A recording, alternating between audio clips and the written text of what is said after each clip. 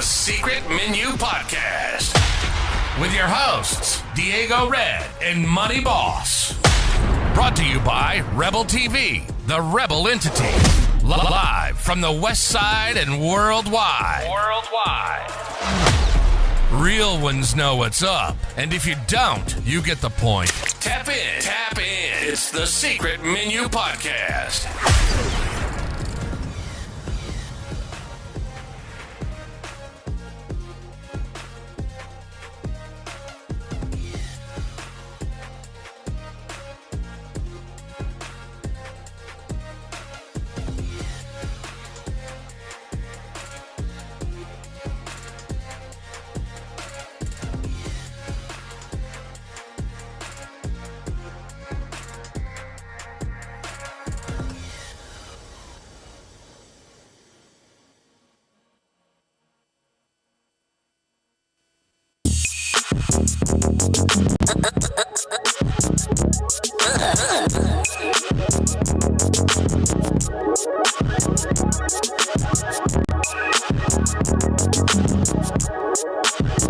This is fresh.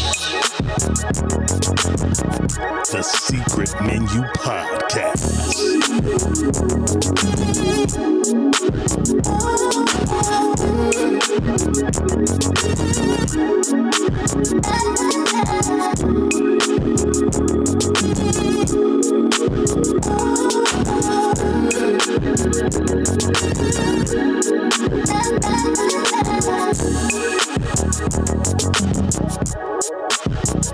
This is fresh.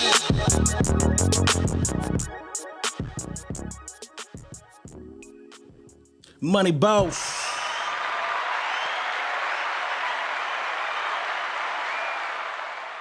I didn't hear you. Did you say something? What's happening? Okay, there you go, nigga. I was worried. I seen your head move, but I wasn't sure if you see it now. You know what I'm about? Just like that, we back. Secret Menu Podcast. It is Monday. Money Making Motivation. Mondays. We back. You know what I'm saying? We back. Just like that. Let me see who in the building, man. I see Sweet Leaf Indica's in the house. Camille Gaspy's already in the building. Sheena Lena is in the house. I hope I said that right. I hope I didn't kill your name. But you in the building. Kimberly Sears in the house. Kimberly Williams in the house. Mandy McIntyre. Q Ball is in the building. Lauren Jackson and many, many more, man. We appreciate y'all pulling up. It's Money Making Motivation Mondays. Secret Menu Podcast. We is in the house one more again. You know what I'm saying? And boy, do we got some serious shit to talk about. Had my heart broke twice over this weekend, bro.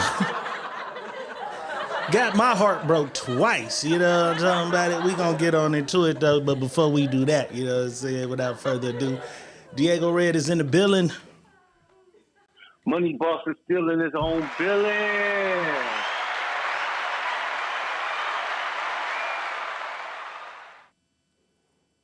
And your mama doing her thing with Robert Earl. The auntie. Told you about the auntie, brought me a new friend. And everything went as planned. It went well. You know, the new friend was a pretty cutie. You know what I mean? So, hey, you know, we're going to see how this thing work out. This is a ongoing situation. Hello. We're going to tell you this for right now. Hello. I'll let y'all know later. Sounds good to me. You know what I'm talking about it? Yes, just like that. We is back, though. Top of the week, clean slate. A chance to do everything that you didn't do last week. A chance to do everything that you did do last week better than you did it last week. You know what I'm saying? Money Making Motivation Mondays. Boss, as I was saying, though, I had my heart broke twice. And I'm not even going to go in order. I'm going to start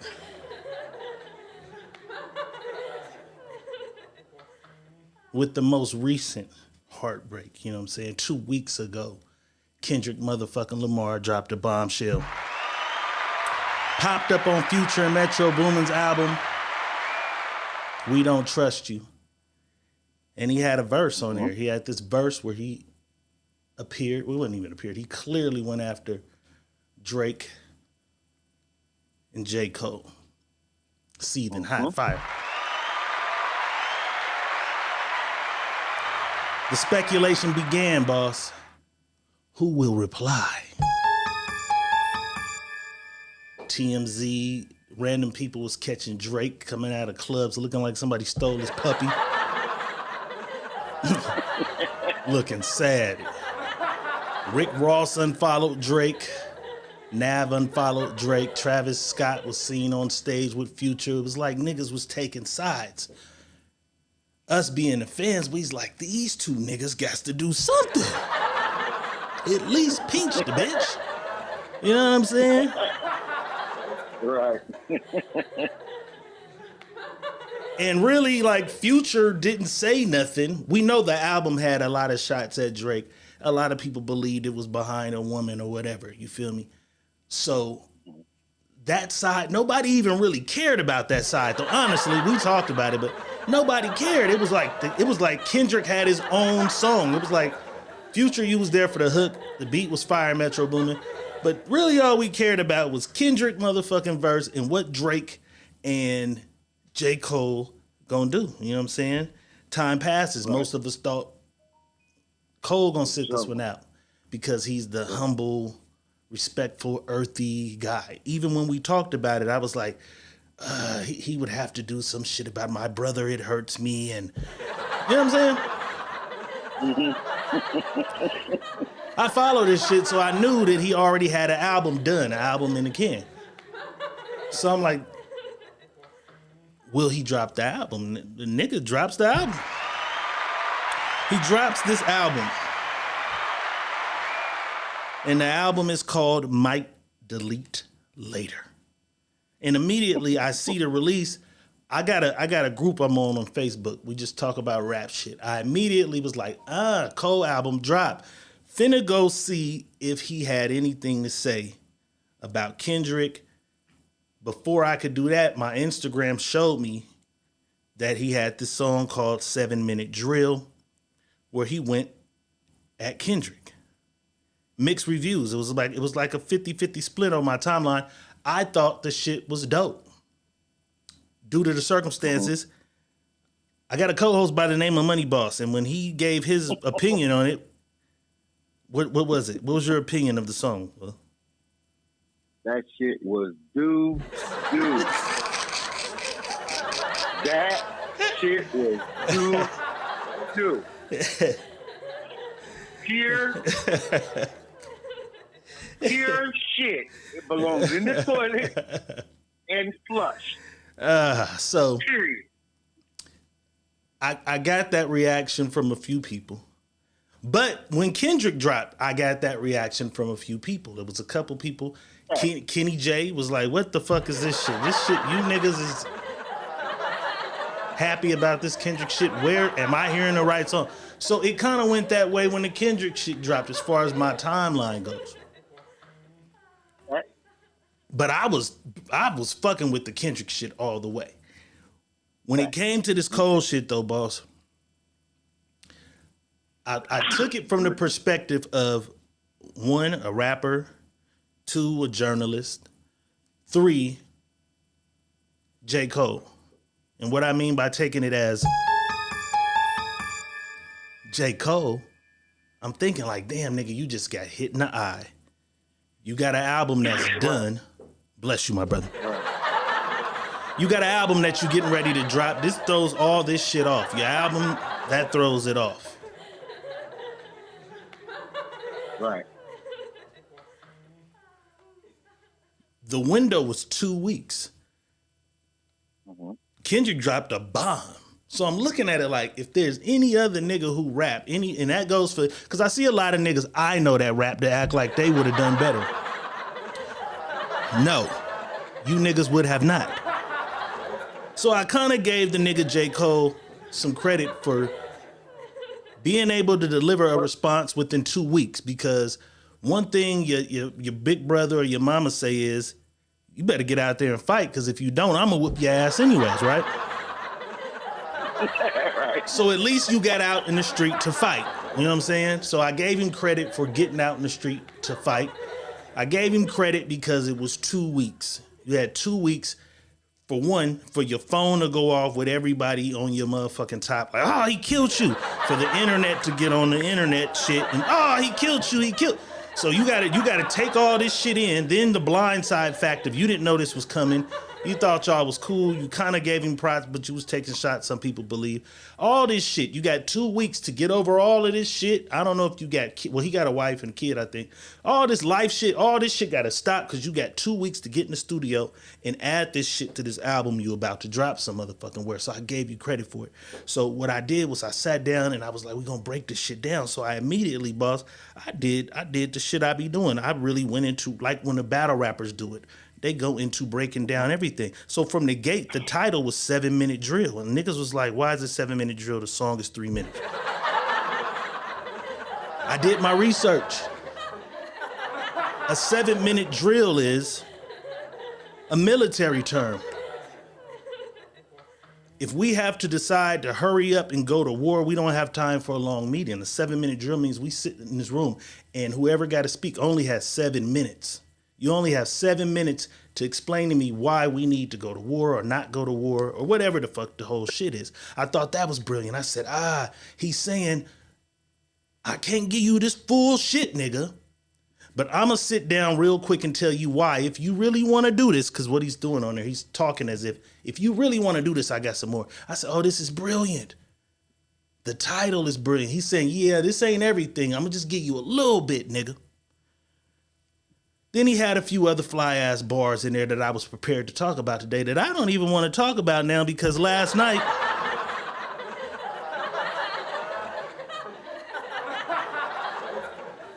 this nigga came on stage at, I think it's his festival called Dreamville, and apologized, boss. Let's take a look. I'm tired, right? Niggas want to see blood. And I was conflicted because... one, I know my heart, you know what I mean? And like, I know how I feel about my peers, these two niggas that I just been blessed to even stand beside in this game, let alone chase their greatness, right? So I felt conflicted because I'm like, bro, I know I don't really feel no way, but the world want to see blood. I don't know if y'all can feel that, but the world want to see blood. So I say all of that to say, in my spirit of trying to like, get this music out, I ain't gonna lie to y'all. I moved in a way that I feel spiritually feel bad on me. Like I try to like jab my nigga back and I try to keep it friendly. But at the end of the day, when I listen to it and when it comes out and I see the talk, that shit don't sit right with my spirit. That shit make me feel, that shit disrupts my fucking peace. So what I wanna say right here tonight is in the midst of me doing that and in that shit, trying to find a little angle and downplay this nigga's fucking catalog and his greatness, I want to say right now tonight, how many people think Kendrick Lamar is one of the greatest motherfuckers that ever touched a fucking microphone? Dreamville, y'all love Kendrick Lamar, correct? As do I. So I just want to come up here and be like, publicly be like, bro, that was the lamest, like goofiest shit. And I say all that to say, it made me feel like 10 years ago when I was moving incorrectly. And I pray that God align me back up on my purpose and on my path. You know what I mean? I pray that my nigga really didn't feel no way. And if he did, my nigga, I got my chin out. Take your best shot. I'm gonna take that shit on the chin, boy. Do what you do. You know what I mean? Like, all good. Like, it's love. And I pray that, I pray that y'all are like, forgive a nigga for like the misstep and then I can get back to my true path. Cause I ain't gonna lie to y'all. Past 2 days felt terrible. Like, it let me know how good I've been sleeping for the past 10 years. So all of that to say, man, I want to now perform the song that's a reminder to me. It's wartime.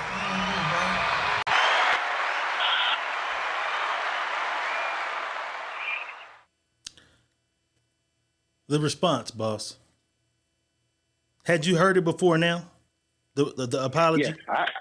Yeah, I heard it. I seen the whole video with him on stage and the crowd, how big it was. And yeah, I did. How do you feel about what he's saying, though?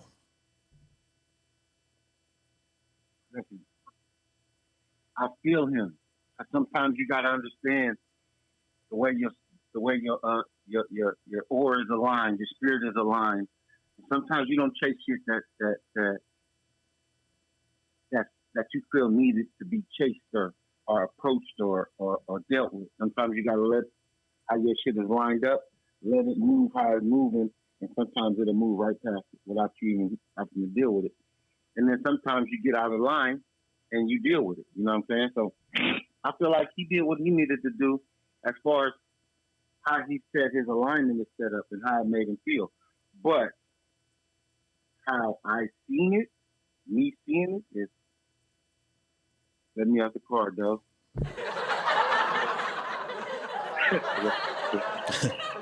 Let me out. Doe, let me out. Don't let me out the car. That's how I seen it. And me, even if you felt that way, you stand on what you said. You stand on how you felt. If you felt that way, you stand on that. And then if there was a response, then you come back and say, hey, check this out. I did what I did.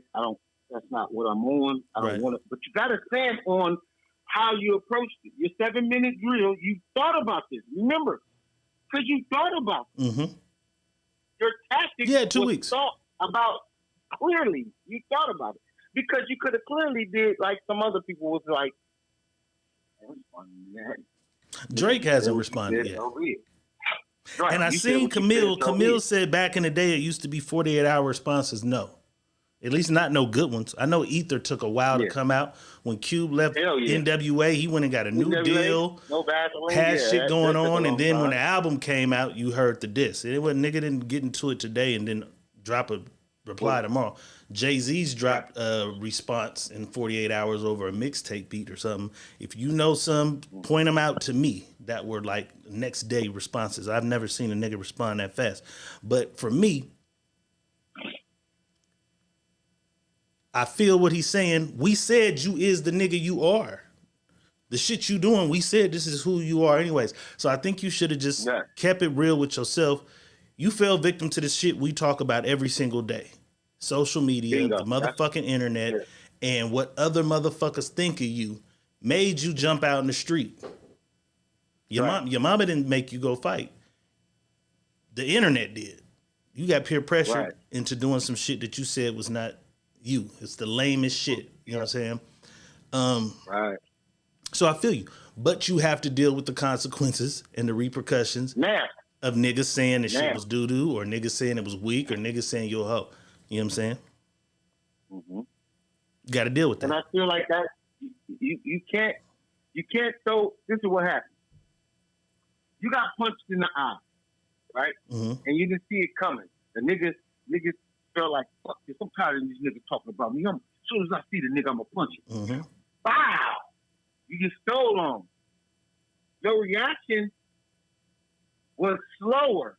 You wasn't just fire right back. Your reaction was a little slower. And then when you got punched by a little nigga that you felt like you was a little bigger than. The little nigga punched you, so you didn't want to punch him, so you threw a jab. And then you threw the jab while you were throwing the jab. Like, I really don't want to do it. But here you go. And you ran. Know what I mean? That's how it ran. Socky took off. You didn't want to fight. Yeah, that's how it felt like when you responded like this. And hey, big ups to you how you responded. That's how you felt like you needed to respond. That's your order. That's your motherfucking. That's your spirituality. That's where you at in your life. More power to you, brother. I'm not here to try to tell you should have responded any different. But what I am going to say is, if you ever get punched in your eye, you better punch as hard as you can back. That's just how it works, bro. One of the other things. Go ahead. Then we'll deal with that afterward. We can deal with it afterward. But you didn't hit me. Been in the heat of the moment. You hit me already though. You didn't. Right. So come on and fight. Come on and come on and stand on that. And so he says, he's like, and you know, if my nigga feel any kind of way about it, you know what I'm saying? I'm out here. I got my chin up. Take your best shot. Get your ass knocked out. All I could see was Baby Boy. When them niggas jumped Jody and took his shit and he went and got the homie, he made, hold your chin up, nigga. That's all I could see was him holding his chin up. Oh, this little nigga tough. He think he tough. Yeah, hang on. He got some heart. This little nigga got some heart. Still got your ass knocked out, though. That's all I could see when he said that. You know what I'm saying? So we not mad at you, Cole. But I can't even listen to the album no more.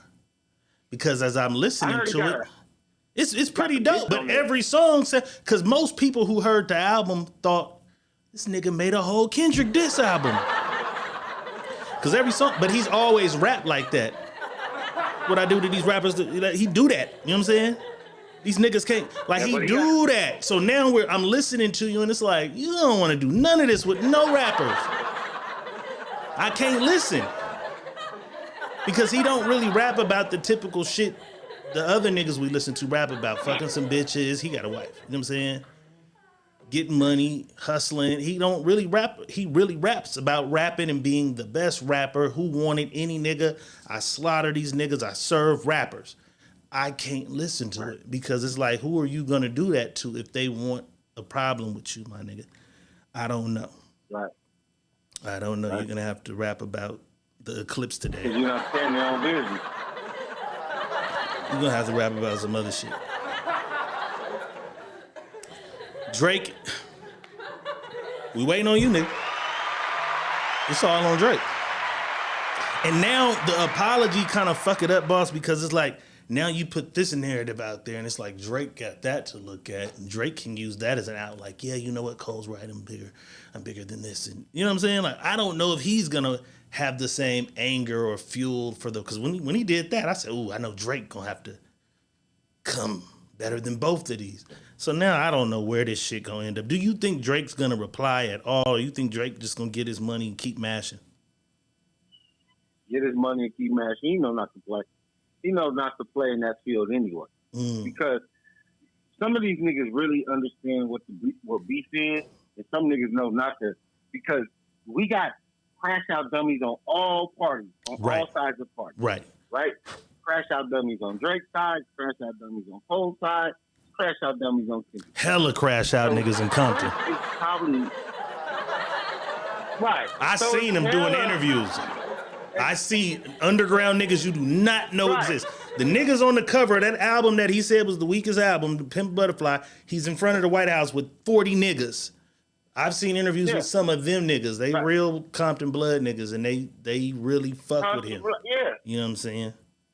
Right. So you don't want to, Drake being smart, because he's smart, you don't want to lose money and be worried about if I go here or I go there, I got a crash out dummy being dumb. He has the only crash out dummy who jumped in the street, though. He got a nigga by the name of Chubbs. You might not have seen it. And he jumped out and was like, yeah, the nigga don't really, you know what I'm saying? He was the one talking the shit. Like, yeah, I heard the bitch ass nigga got another reply. Drop it, nigga. Yeah, he bet not. He know he don't want. So Drake has the only little goon nigga that's around on social media talking shit. And I said it to a nigga. And the nigga was trying to tell me that nigga's official. He might be in Canada. Shout out to Canada niggas. I know that it's gangsters nigga everywhere. Europe, London. I've heard stories about all kind of shit everywhere. But I don't know if them niggas want to play with no LA shit because the industry resides in LA. Every nigga shoots his videos in LA. You film your movies in LA. All the labels are in LA. The baddest bitches are in LA. Everything's in LA. You know what I'm saying? I don't know if the awards are in LA. You niggas would have to come to LA and now y'all on high alert. You would have to literally click up with some niggas who are the opposition of Compton Pyrus, I guess. Right. And I don't know that high up if they have anybody that, you know what I'm saying? I don't know how that works because he left TDE. TDE is Nickerson Gardens, Watts, the CEO. Yeah. So he not with them, so I don't know if he still got them as allies. I don't know, but I don't think them niggas from the other country want to play with K-Dot like that. Right, and that's how I look at it. So I don't think Drake is going to even take his time to respond to that type of shit. And his henchman or goon or whatever the fuck he is talking, he talking out of him. He's talking for him. He's not talking for Drake, trust me. Because Drake's probably saying, I'm going to let him do him because he does him. He better stop that nigga. You know, no, but he probably already told him don't. Because it's like this. It's like like me having a bunch of niggas, and I know I got one nigga that's this nigga, and I've already told him, hey, y'all chill out. But I know you're not going to chill out because this is who you are. Right. And you're going to do what you do. So, you kind of do what you do. But I don't think Drake is going to even respond to this shit. I think it's just to die down. I think it's going to be over. We're not going to hear no talk about who's the better rapper and who's the best. Well, we're going to get this. Cole, you're out of the mix. You're out of the big three. You're out of the mix. You are out of the big three now, nigga. You're out of the mix. I'm arguing with niggas like, no, you gotta break. I'm breaking down the bars. I'm trying to show. Fuck all that. Yeah, bro. Let me down. I told you that shit. But I've been going through the internet and I've been watching because I like the reaction. It's the one guy out of North Carolina that does a reaction that plays the song and give a reaction about the song. So he did his reaction about the K-Dot and the J. Cole shit, which was really dope. He wasn't biased. I call it a tie. If you took the beat off and you broke down the hardest hitting lines in the thing, although we know part of the other shit was a lot of Cole shit wasn't really Cole Lane. It was a lot of gun clicking and shit. Right. You told your man, nigga, what I look like with a henchman. If anybody doing a busting, I'm gonna be the one that's clutching. It was a lot of like, that ain't really your thing, Cole. That really wasn't your lane. A lot of the gun shit. But then I listened to some of the shit. He's like, you drop one, so that's a drop every 130 months. And then I'm looking at him like, well, bro, well, if that makes him every 30 months, what does that make you every 24 months? Because you motherfuckers drop albums about the same time. He features though. Like I think he had the most. But I'm just saying he's saying a verse because what he's saying was verse. He said a one hot verse. He said one hot verse every 30 months. This was a feature. Every 30 months. This was a feature. Cole does features. You know what I'm saying? Like he had an amazing feature run last year where motherfuckers couldn't believe it because he usually doesn't feature niggas on his shit or pop out. He just went on this run where he was on everybody's shit. Kodak. Him and 21 Savage won a Grammy. He showed up on Lil. He had 30 of those though. Like we got the main ones, but he had 30 of them motherfuckers where he was just on niggas shit going crazy. But that's you. You do that. That's not what this guy do. So you try to make it seem like this. Yeah, when you rapping, you say some shit. Yeah, but when you rapping, you gotta make it. I want it to be. They all do that though, because when niggas pointed it out, because the whole play on the album, that's what I was trying to show niggas. The play on Kendrick's albums was just Jay-Z with Takeover. When he said, the other was Illmatic. When he's naming Nas's shit, yeah. That's a one every something average. That was Jay. He was flipping Jay-Z shit, and then he came in the game signing Jay-Z. That's why I said I was ready to break down everything he did in that motherfucker. So that was some Rockefeller Jay-Z shit when he flipped the albums. That was like rap. That's what I'm saying. It was rap. It was real rapper shit. It was rapperish. But even when Jay-Z did it, Nas's second album was phenomenal. So when Jay-Z said the shit about Nas, it was bullshit. Right. You know what I'm saying? So they all do that. They all bullshit. Yeah, that's what I was at with that. Like Jay did it too. Jay, because when he did, I'm like Jay did the same shit and talked about Nas shit. Nas, Illmatic, and then Illmatic was raw. And then he dropped Stillmatic. You can't talk about it. Right, that was a classic. I don't think Stillmatic was there yet. He was talking about It Was Written, which was the second one. Which was crazy. Yeah. You know what I'm saying? Stillmatic was what came from the dissing. You know what I'm saying? That's what Ether was on. You know what I'm saying? But it is what it is. Cole, we love you. I'm mad it's over, but I'm glad it's over. We love you. Metro Boomin, Future. We still don't trust you dropping Friday. They might got another surprise on that motherfucker. I don't know. I'm waiting to see because I'm like, why did they're coming right back this week. They coming back this week. So I'm like, what's going to be on this one? You know what I'm saying? I ain't even done breaking all that down. The album ain't dropped? The album dropped the night Kendrick verse debuted. That was the album drop. Okay, They're yeah, dropping I was part gonna say, two. I got that. They dropping part Oh. two Thursday night. Yeah, That album is called We Don't Trust You. Friday night they are dropping We Still Don't Trust We You. don't. I don't know. I fucks with Future though, so I'm ready for it. Crazy. But why not eat off of the? You know what I'm saying? Why not get your bag? Get your bag. Everybody was outside tonight, just looking at the sky, or today, looking in the sky for no reason. The West Coast really didn't get too much of it, but there was a solar eclipse that comes around every so many years.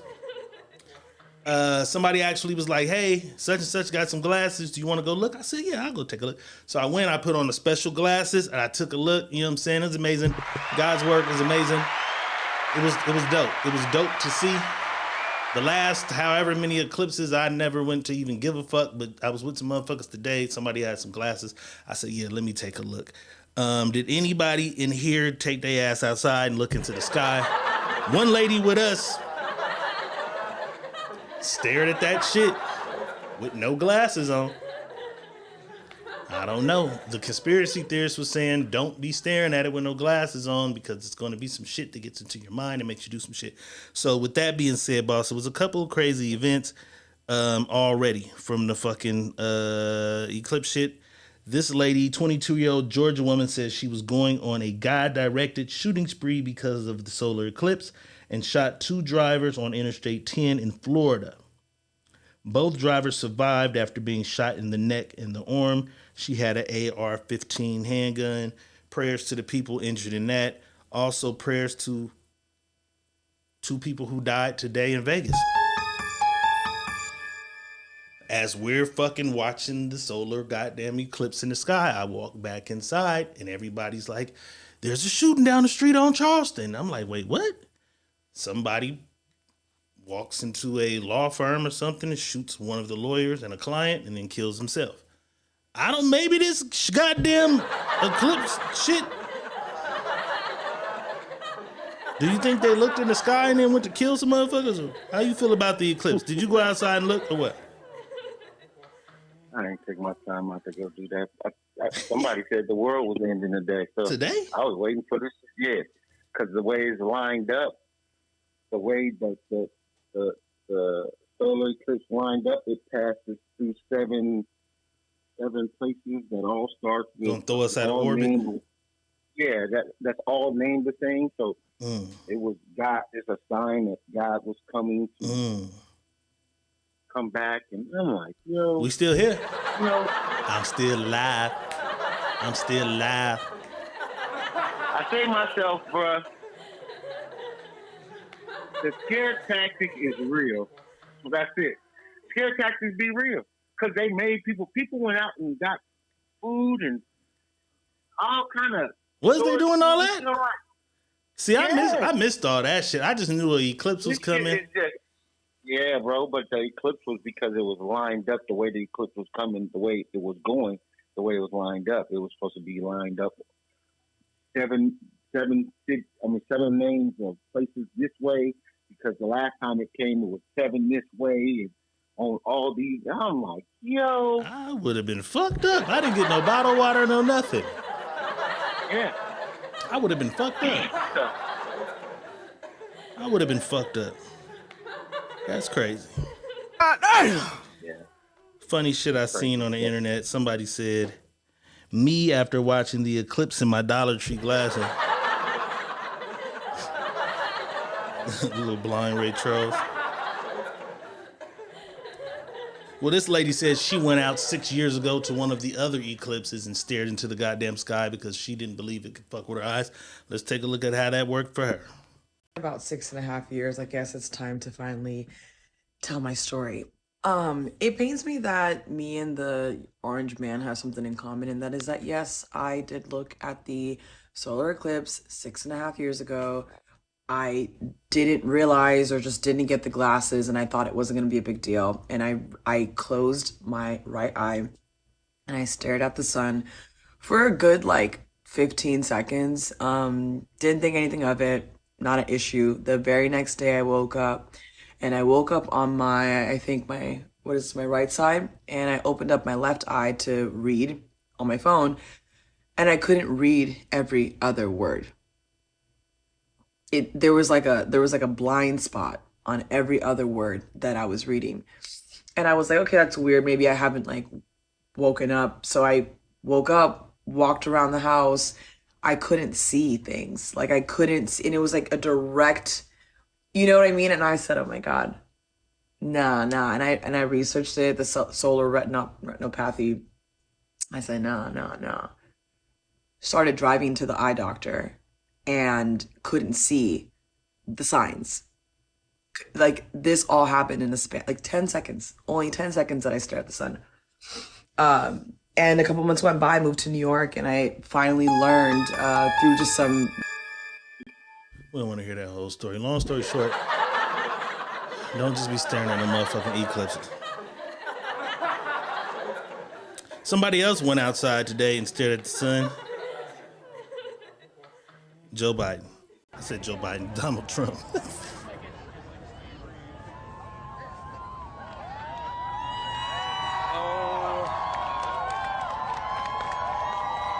Oh my God. This is.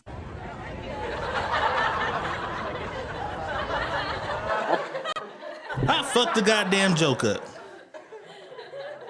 That was stupid. That was stupid. All right, boss. Yeah. Now for my second heartbreak, which was probably the most hurtful for me.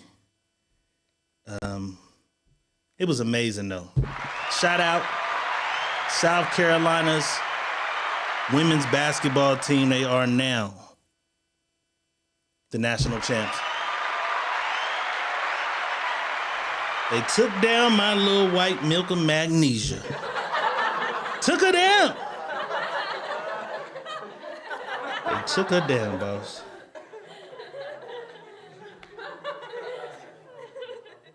South Carolina's record since the beginning of 2001-2022 season is 109-3. They cold. They cold. The coach brought in, I think Pow transferred over there, but that fucking freshman that was shooting them goddamn threes, I can't think of her name, but she was fired too. Young Hispanic looking freshman. But I gotta give all the motherfucking props to the motherfucker who none of that shit would have happened without. Cardozo. Big bad Cardozo. Boss, they was almost out of there against Tennessee. Did you see that game? Yeah. They was down. End of the game. Game over. Uh-huh. The girl missed the free throws. They was down, I think, 2. They was down 2. Fouled the girl. The girl missed both fucking free throws because that would have had them out of there. They would have been out of there. That would have been 4. Even a 3 couldn't save them. So now they got to inbound the ball down by 2 with like 1.3 on the clock. Cardozo, for y'all who don't know, is the big girl in the middle, the center, the one who pushed the shit out the girl when the nigga jumped in the audience. She's a dog, though. You know what I'm saying? They can't do nothing with her down low. She's the enforcer. She's 6'7". She's huge. Remember the girl pushed the teammate, because we talked about it on here, she came and just boom, threw a bitch. Her brother had to jump into the audience, then he looked and realized, this is a big ass bitch, let me go. But when they threw the ball in, they had all the shooters guarded. Cardozo big ass came up to the 3-point line.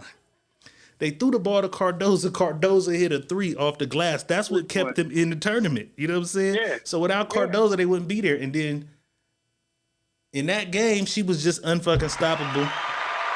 I'm watching the fucking men's championship right now, and this shit is boring to the motherfucker. It's like watching San Antonio Spurs with David, what's the nigga name? David Robinson against Tim Duncan. It's fundamental. It's a cool game, but it's 2 big ass niggas in the middle that's just fundamental. They big as fuck and they not even slamming on shit. The girls' tournament by far was the best college tournament this year.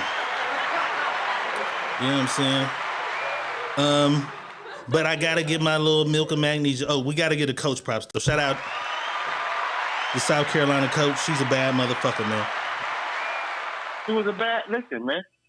Don Stanley was a bad motherfucker in 1991, She 92, 93 when she was a basketball player. She was. She was a cold She motherfucker. was. Even. And she did what boss said do. Let this bitch shoot all she want. They put some pressure on her. They was trying some hand shit, but they pretty much let that bitch shoot as much as she wanted. She went crazy, though. She broke a record. Most points scored in the first quarter. She had 18 that first quarter. I said, oh, she on some shit. They was up like 10-0. I said, oh, she's on some shit. She's on some shit. She can't do it alone.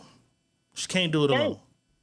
I told if people just listen sometimes, it'll help you out. Listen, man. She's been doing it along all year, though, boss. Listen, man. Listen. But she can't do it alone every night. If you look at her games, when she's having 40 and she's having 50s and shit like that, she's having 10 and 12 assists, 14, 15 assists. Mm-hmm. So somebody else is getting some points, right? Fuck that. Don't let her get no assists. She had 7. Stay on everybody else. Don't let nobody stay on everybody else. No, bitch, you not scoring. This bitch gonna win this game by herself. We gonna let her beat us by herself. That means she gonna put up 75% of this shot. And do that. And it wasn't after that first quarter. I said, "Oh, it's on." Shout out to good coaching because she adjusted some shit. It didn't go her way. It didn't go her way. Period. But I gotta give my Milk and Magnesia some props. Farewell to my Milk and Magnesia. She will be going to the WNBA, you know what I'm saying? But let's break down what the fuck she did this year. She is the NCAA D1 all-time leading scorer, D1 single season 3-point record holder. She has the most career points in NCAA tournament history. She's the D1 career 3-point leader, AP Player of the Year, Honda Sports. Well, I don't want to read all the awards. It's just all that. And she broke the record for the most first point quarters. Y'all can see the rest of that shit. I won't read all of these. But shout out to my Milk of Magnesia, Caitlin. Caitlin. Killer Caitlin. And I'm glad, though, she's going to the WNBA. More skilled players that can catch somebody, because she dropped some cold ass passes that would have kept them in the game, but sometimes it'd be too much heat. A motherfucker can't follow through and score. You know what I'm saying? So now hopefully it's looking like she's going to the Fever. I don't even know where the Fever is at. You know what I'm saying? I don't follow the Indiana Fever. I don't know who's over there. I hope she get with some good players that can handle them passes, because I really want her to just focus on being a cold passer and then drop the threes when she's open for 3, because they're going to be on her for that 3 shit. That 3 shit ain't going to fly like it do in college. Not right away. If she got some more threats on the team, then she might get her Curry on. You know what I'm saying? But we gonna see how it goes. She gotta know how to pull up. She don't got no pull up game. All she got is 3-point. She don't got no mid range. She had a little mid range shots. I've seen her make some mid range shots. She don't got no mid range. It's not as fluid. It's not as fluid as I'd say. As what? Her 3-point shot is. My point, though, Curry can shoot mid-range shots, but what does Curry shoot better? He shoot threes better than anything. Same shit. No, bro, listen. I'm trying to tell you. That's her big. If you go look on her knock right now. They got her knock. Her knock is she can't pull up. I'm talking about watching her. She was shooting, nigga. She was to the rack. She had plenty of layups to the rack. She was to the hole. But her pull-up game is soft, bro. I'm just trying to tell you what they tell you right now. It's not as good as her 3. If you got to level them, yeah. But she shoots a better mid-range than everybody on her team. No, she don't. That's what I'm trying to tell you. She don't. She don't have a pull-up game. She don't have a mid-range pull-up. I can't agree with that. You know how Allen Houston was he come down, he gonna pull up like midi. He got the midi. What's the boy name? That's not. Miami? It's just not her go-to. Her go-to is shooting from half court. Listen, it doesn't mean that if they adjust her to do that. When she's shooting mid-range shots, she's making mid-range shots, bro. I watched her all year. Nah. You gonna have to go to Google and find out where. So all her points came from 3 points. No, nigga. But if you watch the game, she was to the rack. If it wasn't layup, They were 3-pointers. No, she shot mid-range shots. At the free throw line. She shot mid-range shots, bro. Definitely shot right mid-range now, shots. Definitely. All you got to do is go look it up. I watched her all year. I'd seen it with my own 2 eyes. I don't gotta go look up. If you go look it up, then you're gonna have to say, you know what, she did have some mid-range. Then you're gonna say it wasn't as many as it could have been. Bro. She had a bunch of mid-range shots. Go look up the numbers. Bro, I'm not saying she hasn't made some. I'm telling you, when you got a weak game, your game is weak. Something's weak about your game. Her mid-range game is weak. That's all I'm saying. I mean, I can't, but I'm saying I can't call it. If I don't do it, you can't say it's weak. If I do it every now and then and I'm making them, you can't say it's weak. If you say I took 30 of them and I missed 26 of them, it's weak. If I took 30 of them and I make 60% of them, it's not weak. It's just I don't do it as much. My point in that they wouldn't call it out and call it weak if you was doing it, right? And you're making them. But if you're not doing them and you're not making them, they're calling it your weakness. That's your weakness. It's just because I can go with my left hand and I don't score with my left hand, they're going to say that's my weak side of my hand, right? All right, you can say that. I just can't call it weak. Because if she shoots them, she makes them. She just chooses to shoot the way she shoots. And her dribble drive off the left hand. 3 points is more than 2 points. So she prefers to get her 3 points, which runs the score for her. Okay. I'm just telling you. Milk of magnesia, ladies and gentlemen. Shout her. Shout out South Carolina. You some bad motherfuckers, though, for sure. Some bad motherfuckers, man. We gonna see. I'm anxious to see you. One thing for sure, though, she will be the richest bitch bouncing a basketball next year. She's gonna be getting the most motherfucking money. It's money from everywhere coming. You know what I'm saying? Angel Reese is going to. In the mock draft, she wasn't in the top 5 though, so I don't know how they seeing Angel Reese. She's top 7. She's number 7. 7, right okay. now. I just seen the 5. They kept showing at 5. You know what I'm saying? But you know. Cardozo is 4. Cardozo might. Another white girl. After this though, Cardozo, that mock draft, Cardozo might be 3. Mm-hmm. She's swatting shit. She's unstoppable scoring. She might move up. What you said they had her at 4? That mock draft something in that mock draft is never 100% right. So something's gonna change. And I think that motherfucking draft is like tomorrow or something. It's fast. It's close. UConn is beating the shit out of Purdue right now. It's over. I don't see her going higher because she's not. I don't see her being better than Brittany Griner. She's not better than Brittany Griner, and Brittany Griner's taller than she is. Brittany Griner now or Brittany Griner in college? Because I didn't really follow Brittany Griner in college. Who's Brittany Griner? The one that got caught with the weed? Yeah, Brittany Griner in college or Brittany Griner in the league. 6'9". Well, I mean, they gonna build muscle just like rookie niggas coming. They gonna get better in. None of these rookies is coming into NBA. You know what I'm saying? We rarely get a LeBron, Kobe, Jalen. You get niggas who come in and they ready immediately. So I mean, they gonna have a process to grow. I think they'll both be amazing, big ass stars. I know they're gonna bring some eyes to that shit because nobody's been watching that shit. You know what I'm saying? Nobody's really been watching that. Let's go ahead and get into some more shit. You know what I'm saying? We spent a little time on this broken heart of mine. Motherfucking J. Cole in Iowa. Broke my goddamn heart. Broke my goddamn heart. Let's do it. This weekend was a crazy weekend on the low. On the low, a lot of shit was happening on this weekend. So that eclipse might have really, the universe and the gravitational pull might have been really making us see some shit. Russell Simmons. Russell Simmons has a 21-year-old daughter, and she was spotted out on a beach with her 65-year-old boo. Oh, we forgot somebody, huh?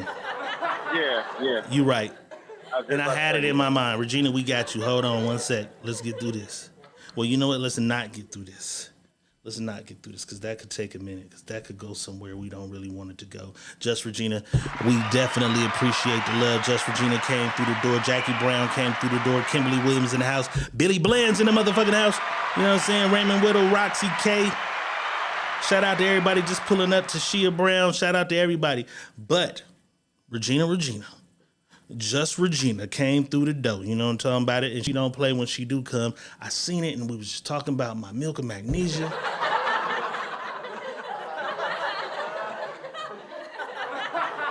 And I told myself don't forget and I forgot, but boss must have caught it somewhere down the line in the comments. You know what I'm talking about? Yeah. It was a thou wow, right? Yeah. Okay, it was a thou wow. Just Regina. With a thou wow, with a 1,000-star donation. You know what I'm talking about? 1,000-star donation. Y'all know what time it is. Sosin up, Benji. Let's do it. Let's do it. Let's do it.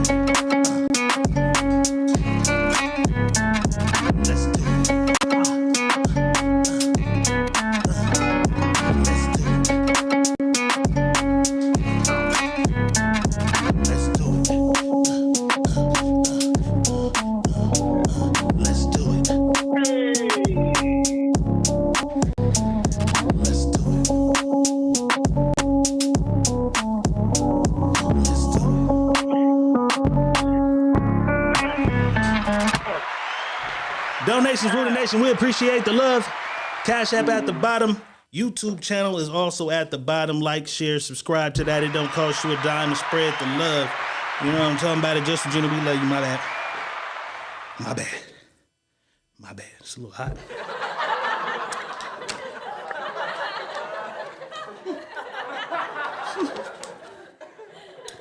All right, boss.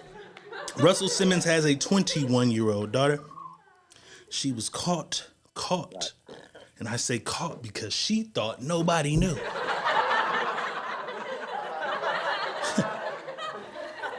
She's on a video like, why is everybody calling me?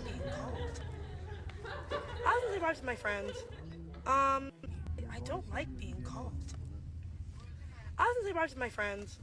I don't like. She's like, I hate to be called. Why are they calling me? She told somebody else, I'm here with friends. It's a few videos. I don't know if that was the right one. But she's like, I'm here with my friends. I'm here with my friends. Whoever the fuck snapping these pictures is zooming these motherfuckers back to TMZ, getting their cash app from TMZ immediately. You know what I'm saying? But the internet is a cold, crazy place because motherfuckers know how to dig up that shit. There's a video probably from a year, maybe 2 years ago of Russell Simmons on FaceTime with his daughter, and she kind of threatens the nigga. She says, I need you to up my allowance. Or I'm getting a sugar daddy. Let's take a look. Let's take a look. Raise my budget. I'm gonna get a sugar daddy. I'm kidding. I'm sorry. I'm kidding. What did you say? Nothing. Okay. You don't even have sugar daddy capabilities, right? Aren't you a B? Of course you are, right? I'm just saying, if you don't give me money, I'm gonna go. I don't know. So. You're not gonna do any of that. You're just gonna raise your budget. Your budget's fine. I'm gonna be an ambassador for the meat industry. God is watching you. He hears you. I mean, your higher self hears you. You know what you said is bad. You're not going to do that. You're just talking. Where's that boyfriend of yours? Is he still around? Yeah, he's not. He's hiking right now. If you don't raise my budget, I'm gonna. If you don't raise my budget, I'm gonna get a sugar daddy. I'm kidding.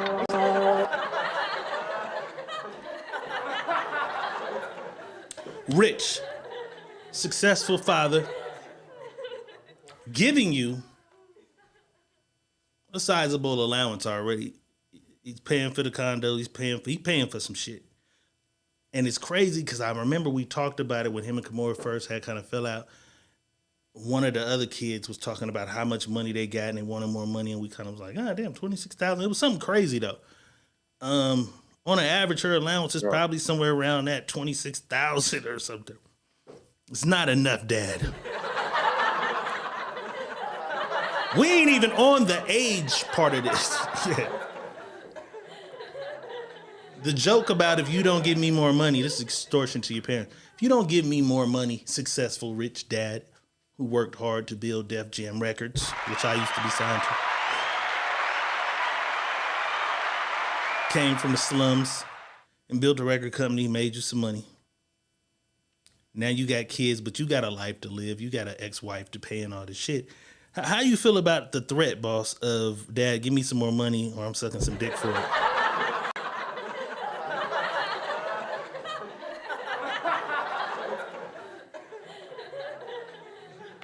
And she's a model who gets paid.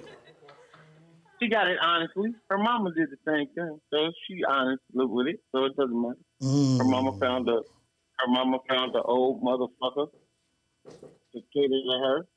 So she gonna find an old motherfucker to cater to her. It's like, shit, bro, the door is a revolving door. This shit ain't nothing new. If your kids see it and you're around it, they're gonna understand it. And that shit is already in it. But boss, a lot of people feel like they daddy found their mama, not their mama found their daddy. They were married at, what did it say, 21? He was 40 when he married his 21-year-old, her mama. She's 21, dating 65-year-old. But a lot of people say Russ was already dabbling in that ass at 15. Right. So at 15, if Russ comes to get you, 15, 16, 17, 18, 19, 20, 21, 6 years, take 6 years off of 40, that's 32. So if he's 32 and the mama is 15, did the mama find the daddy or did the daddy find the mama?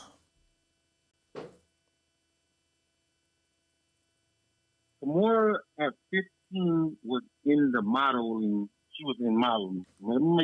I don't want to say something wrong. I want to make sure I'm right.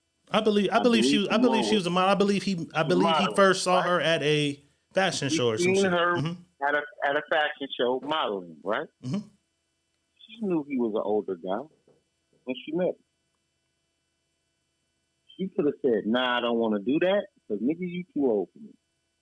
But instead, let me pursue this as well. Why he's pursuing me? Because he's fucking rich.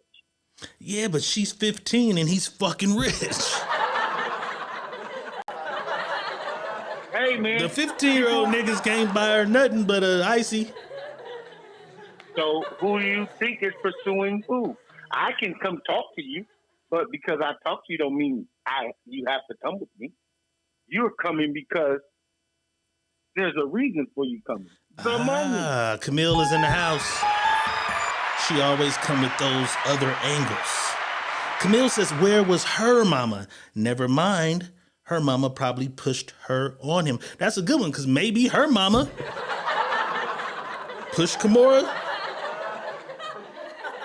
to wrestle.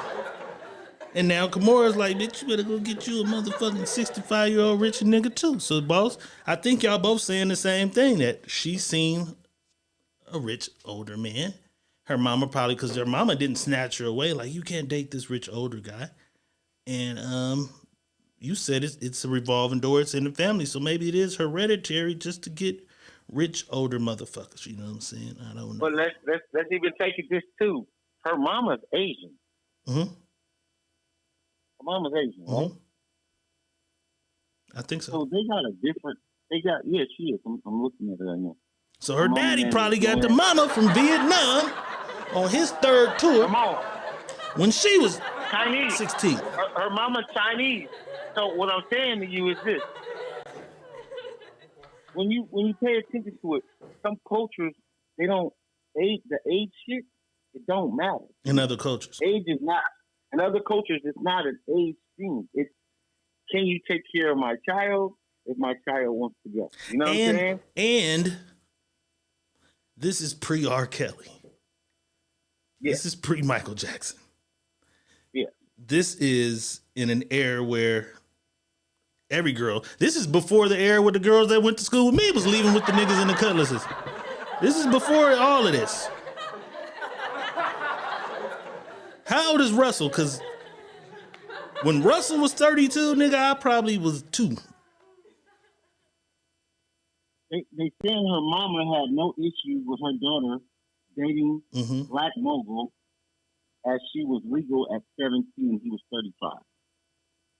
Yeah, so that we had it right. 15, 32. You know what I'm saying? At 17, when she was legal, he was 35. You know what I'm saying? It's around the, right. You know? All right. Now we're going to get back to the daughter shit. Kimora didn't grow up rich. No. This young lady did. But she has kind of been around the socialites, the elites, the rich her whole life. And she wants more money because she can't... she wants to live like everybody else that's there. The Beyoncés, the Rihannas, the Kardashians. You know what I'm saying? She got a little modeling career, but I haven't seen her plastered over many things. She actually says she loses a lot of jobs when people say she's skinny, anorexic, looks sick. So she's dealing also with a... She's dealing with like a self-identity thing. I had another video. I didn't bring it on though.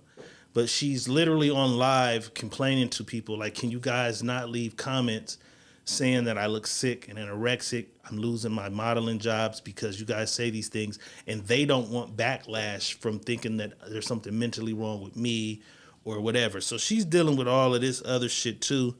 And her allowance not being big enough. She said, well, fuck modeling. I'm just going to lay on a beach with a ballin' ass baller. That's crazy. She's so skinny, but her titties are still hanging out the bottom of this. How the bitch? Why is your titties still hanging out of this? You that skinny? Cause that's a little girl's top. That's the modeling That's style. That's a baby. And he probably wanted her in that. That's his thing. Yeah, where's a little smaller. A baby's top. Epstein Island is closed. We're gonna take you to Barbados instead. Shit's crazy. Crazy, bro. A little girl's top. That's a preteen top. Now, with all of this going on, the mama been pretty vocal lately. Puff Daddy got caught up in this shit. She's on the internet. Yeah, you can't hide everything for long. Mama's saying she's sending shots. Russell, your day's coming, nigga. She's sending little shots. I ain't heard nothing since this shit dropped. How do you think the mama feel? How you think the daddy feel after? Well, we kind of seen how Russell Simmons feels a little bit based on their FaceTime, if that's his true feeling. He's like, hey, what are you doing? You know better. You're not going to do that. I kind of see where he might feel a way about the daughter's relationship, even though people say, nah, nigga, your daughter was young too. I still can kind of say, because something that motherfuckers say, bosses said it here before, is do as I say, not as I do. Oh yeah, I did that, but I don't expect you to do that. Do you think he cool with it, or do you think the mom's cool with it? What do you think right now? What's going on over there in the Simmons household? I don't think he's cool with it because he knows the backlash that's going to come with that for that guy. I don't think he's cool with it. I think that he's seeing it and really, as you have a 21-year-old daughter, you kind of let her find her way. He probably ain't cool with it, just like the mama probably ain't cool with it because it probably bring back memories like, this is the shit your daddy did to me. You know what I mean? So, you know, I'm going to just say this. Money is a motherfucker, bro. Money is a motherfucker, so I can't say what nobody feel like because some people feel like, shit, ain't asking me for money. And, you know what I mean? And when we look at Jalen, who's 21. Right. And Drea, who's 39 or 40, whatever. 39. 39, he's 21. Mm-hmm. That's 20 more fucking years, but the ladies champion, that shit like, fuck that bitch, do your shit, she locked another bag down. Now, this guy's sick and gross, whatever. But isn't she just locking her bag down? I don't know. Yeah. Yeah. They like to play around with them little girls that look like that what they call them spinners. Spinners. You look like a little spinner. You know what I mean? A little spinner. Why do they call them that? Can you spin them on you? Probably because they kind of take them by the head and spin their little ass around. I don't know. Spinners. I don't know. We'll keep y'all posted. As soon as I see a response from either one of the parents, we'll bring that shit on back. You know what I'm saying? Let's get into some of this ghetto ignorance. 2 women were arrested in Miami after brutally beating 2 CVS employees inside the store because they got caught stealing a Plan B pill.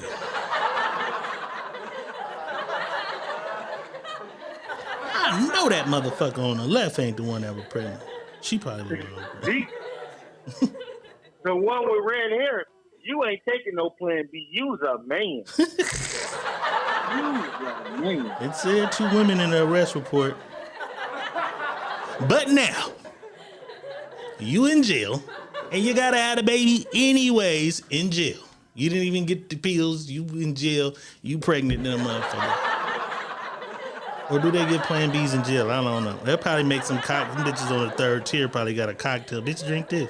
You should have just drunk one of these anyway. Who knows? Some ghetto shit, though. They done beat up the CVS workers for a Plan B. That's crazy. You out here fucking and ain't got enough for the Plan B? Or ain't fucking a nigga who gonna give you the money for the Plan B? That is crazy, man. All right, boss. We can talk Wait, Wandy Greer. Wait. We got to go back because Wandy Greer said y'all mixing the perverted narrative of the old man with the fantasy of a young girl. Mm-hmm. I'm just saying that could be a thought as well. Yeah, we for surely caught that. Boss said the reason her clothes were little is because they were little girl clothes. Yeah, no, we caught that. That's just he wanted her to look like. We believe he wanted her to look young as fuck and all that. Young as fuck. But she's 21 years old. I can't say what he's thinking. And I can't say he's perverted when he's dating a woman of age. So I can't call him perverted. Yeah, old man, because he's 61 and she's 21, or 60, whatever. He's 21. She's 21. She's of 80. She's not under 80. So you can't call. So now do we call people perverts because of an age difference? And I seen some of the same people who say free R. Kelly, who got caught with minors, calling this motherfucker gross, and she's 21. You're free to disagree either way, but once they leave, that's their business. So that's why, if you see how I approached the whole shit, I didn't try to even spin that narrative because they 2 grown consenting adults. That's their business. You know what I'm saying? The age difference thing was the thing in the correlation to Russell Simmons and his wife at the time. But definitely, Wandy, was it Wandy? Yeah. Definitely, he might have some of that, because we said that about Wiser. She's skinny than a motherfucker. Why is her titty still hanging out of the tip? But that might be just her way. That's what she finds sexy for her little ass body. Let her teeth. So I don't know if it's him telling her to dress that way, because I kind of hinted at that. It might be him telling her to dress that way. It could be that's how the fuck she says she's sexy. I don't know. UConn is the new national champions. Back. That ain't new. That's back to back. Okay. They won last year. That's crazy because I've been asleep. Them niggas is boring, but okay. Back to back. They won last year. You good. So wait. So Camille Gatsby said, "You're not a full adult mentally until you're 25. At least that's what Wandy's point." I thought women were because growing up, motherfuckers always like women are mature at 21 and men take till 25. Y'all be knocking us down. Yeah, that's how they always said. A man isn't a man until 25, and they say women at 21 are capable of. So now she's not a woman at 21. She's not a woman now. Okay. Because they say women 3 years, they advance 3 years faster than over us, right? Yeah. So I don't know. I'm just here to. He might be in violation. So I mean, are y'all saying y'all don't believe that she should be able to date anybody of the age she wants when she's an adult? Because she chose to go on a date. And here's the other part about all of this is she hid all of this shit. So if you don't believe me, go pull up the type her shit in. It's a Coy Simmons. You'll see that she lied and she hid all of this shit from them. they're calling her phone. She's on video like, why is there? But then she's like, oh, well, this explains why everybody's calling me now. Fuck. There's a video with her when she's caught. She got caught. So she's sneaking to do that. Now, if we want to hold him accountable for that, cool. But at 21, you're old enough to say, I ain't supposed to be flying out the country with a motherfucker. You know what I'm saying? At least that Camille much. said this is Camille saying, because I'm lost when I'm really lost. You're not Camille fully saying, mentally developed. I'm saying, yeah. I was fully mentally developed. I'm gonna just keep it a buck. I left my motherfucking mama crib up as fast as I could. My girlfriend was emancipated. I was staying with my girlfriend. I don't know. So Nobody what makes you fully mentally of age? What puts you in that mindset that you feel like you're mentally? So nobody under 25. So that means free all these little niggas who commit murders and crimes that's under 25 then. Because they not mentally sound, you know what I'm saying? I don't know about that one. Yeah, because I don't know. Because I can't say, because what about, so when you say mentality-wise, right? Mm-hmm. You're saying mental, right? There's kids that their mental mind capacity is much higher than their age. Adults.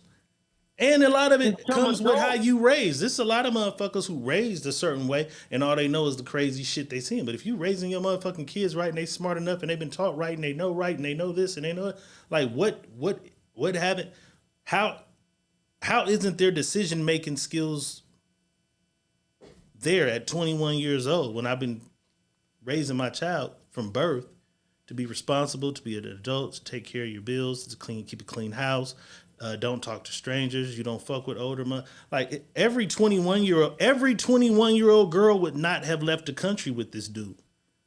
So you can't tell me he can't trick every 21-year-old girl. If he tricked him. She says in education, not in real life. Wait, so I'm gonna pause you because there's a 13-year-old or 14-year-old girl that got her master's and everything. So you can't say in education because her mind capacity and mentality is so high that she got a fucking master's degree at 13 and is a school teacher. But even outside, so fuck the school. It's motherfuckers who parents. I come from an era where a lot of motherfuckers had parents who was on dope. At 14, they is they taking care of the house. They paying the bills. They making sure the kids is up to get dressed. They know how to watch for dangerous situations. They make sound street decisions too at 15, 16 because they had to. So I can't believe that if you're 21, you can just be tricked into some shit.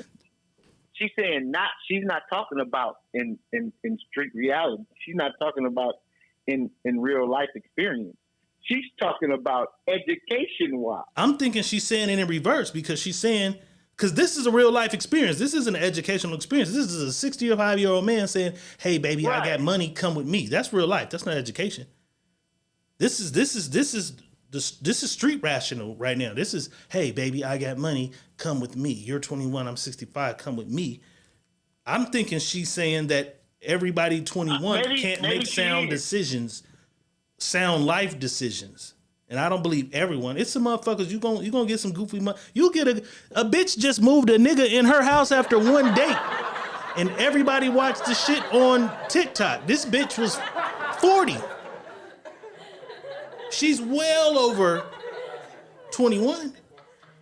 Like, just stupid is just stupid at any age. You know what I'm saying? It's some motherfuckers like, you're not going to turn 25 and automatically your brain opens up and you're just, I'm not falling for that. No, nigga, my scamming niggas is scamming niggas at 50.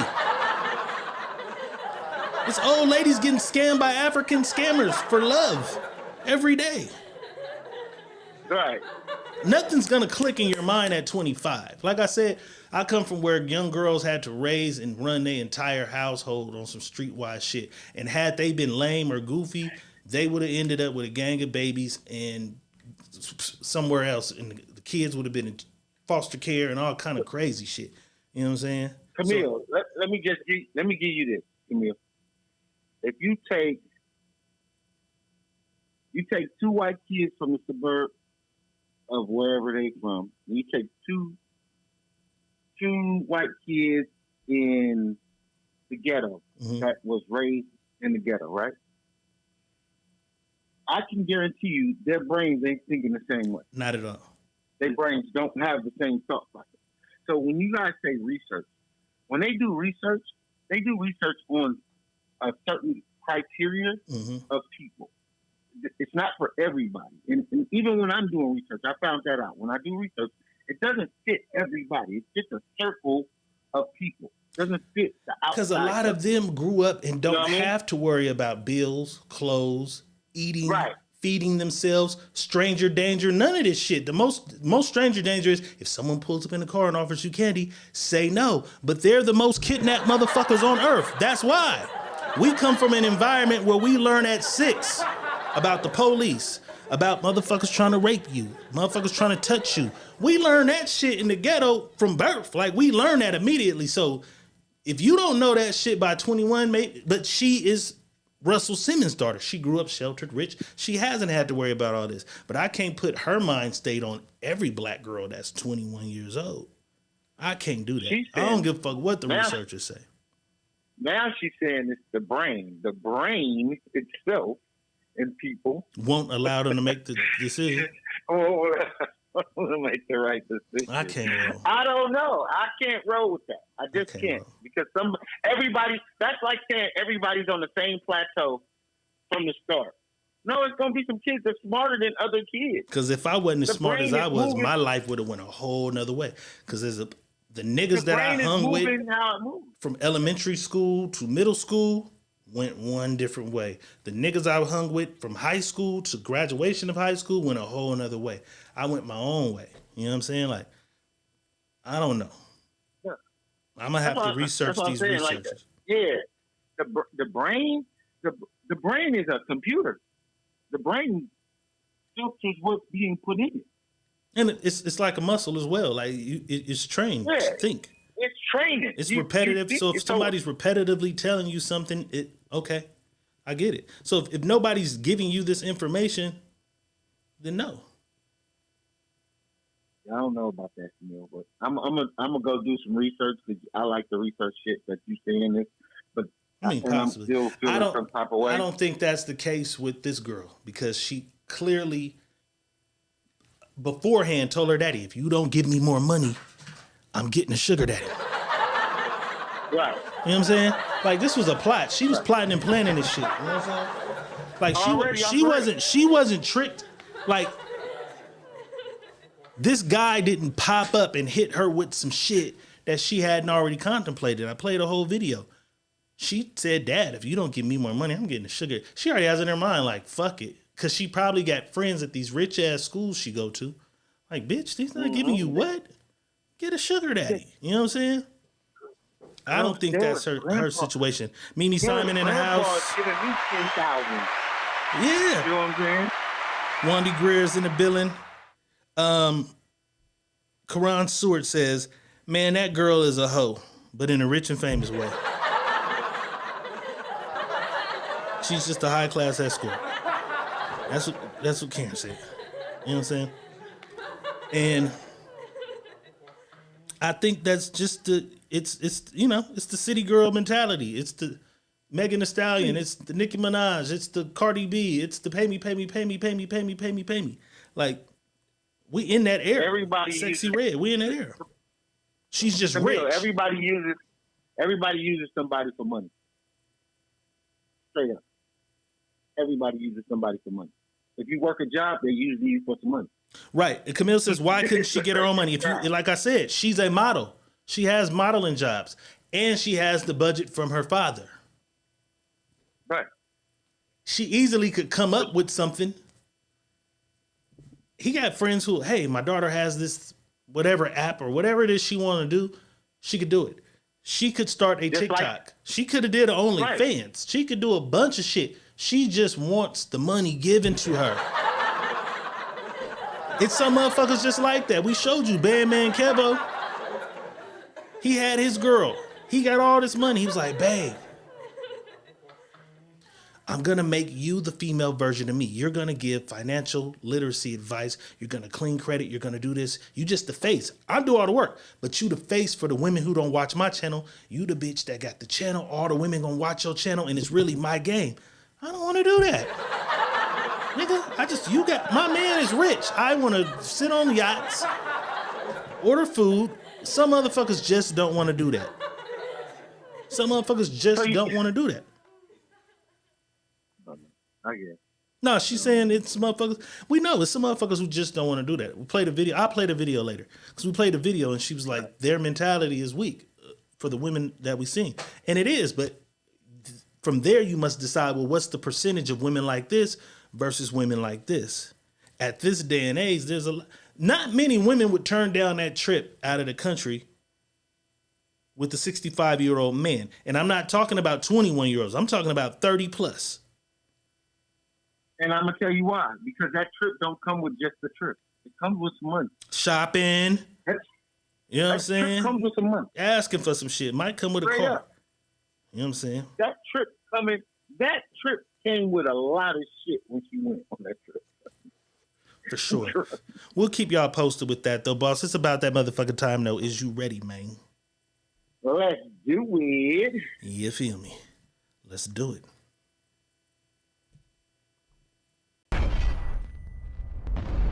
You're having trouble in your life. I can help you with that. You need a new wife. Let me show you how to get one. It's time to ask Dr. Real. Having trouble with your man. I don't even trip, girl. Girl, you need a new plan. Got one for you, too. It's time to ask Dr. Real.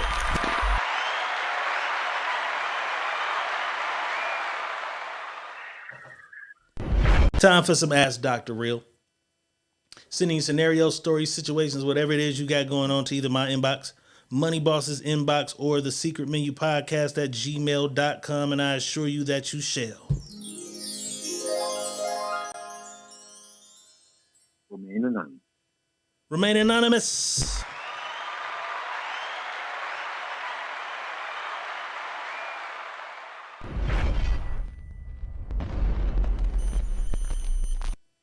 All right, y'all, let's do it. This says, my father recently passed away and only had myself and my one sister who he left behind. The thing is this, she didn't keep in touch with him. She didn't visit him. She didn't help out when he got ill. Didn't pitch in when we needed someone to go by and clean once a week. She actually never even took her youngest child to meet him. She pretty much chose a side way back in the day when we were kids and him and my mother split. So now that he has passed, I go to handle his affairs and I realize that he has a substantial amount of money in the bank. Prior to his passing, he made sure I knew where all the information for his life insurance, bank, and personal stuff like jewelry was. So I was shocked when the sister who don't fuck with him calls me and asks, did he leave her anything? I told her no. So she asked, so he didn't have nothing?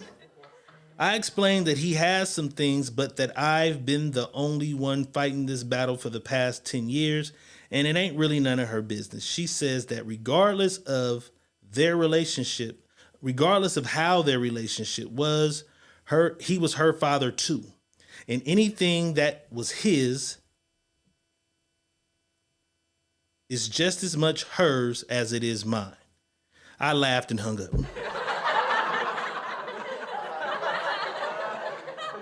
My boyfriend is Mr. Fucking Nice Guy. And says I should kick her down something.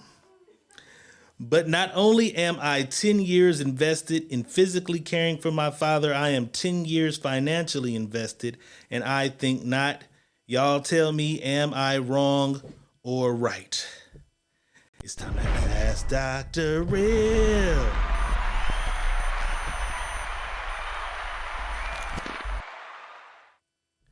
All right, boss, this young lady's father recently passed. He only had 2 daughters. One daughter did not fuck with him, didn't call him, didn't check on him when he got sick. She didn't go by to help. This daughter had to take on financial responsibilities as far as making sure he had somebody to come by, clean, help out, do shit, whatever. Her father made sure that she had access to the life insurance policies, the bank account numbers, all the shit, where his jewelry was, whatever. I guess she never even looked into any of that until after he passed. Looks like it was 10 years, though. This is all over 10 years that he's going through whatever illness he was going through.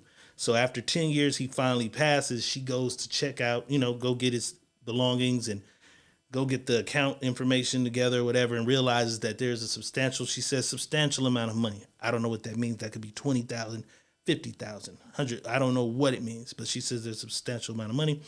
The sister, who does not fuck with her father at all, she says she believes it's because she chose the side back when her father and mother split. For whatever reason, who knows? He might have did mama wrong, whatever reason. She fucked with her mama, didn't fuck with her daddy no more. She was the only one taking care of her daddy. Father passes. Sister says, hey, did he leave me anything? She says, no, he did not specifically leave you anything. Sister says, hey, well, he didn't have nothing. Now she wants to know, did the nigga have a house? Did he have some cars? Like, what are you doing with the shit that he did have? Sister says, hey, you didn't even fuck with this man. Far as I can see, at least for the last 10 years he was sick. Sounds like longer than 10 years, though.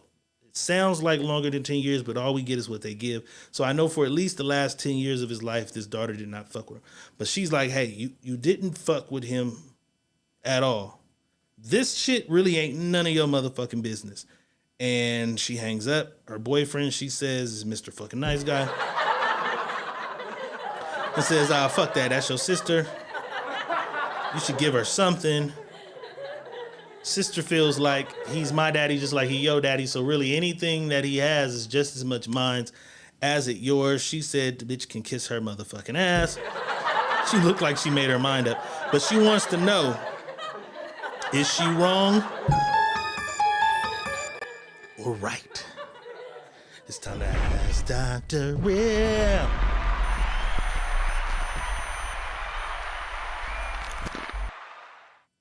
It's about that time.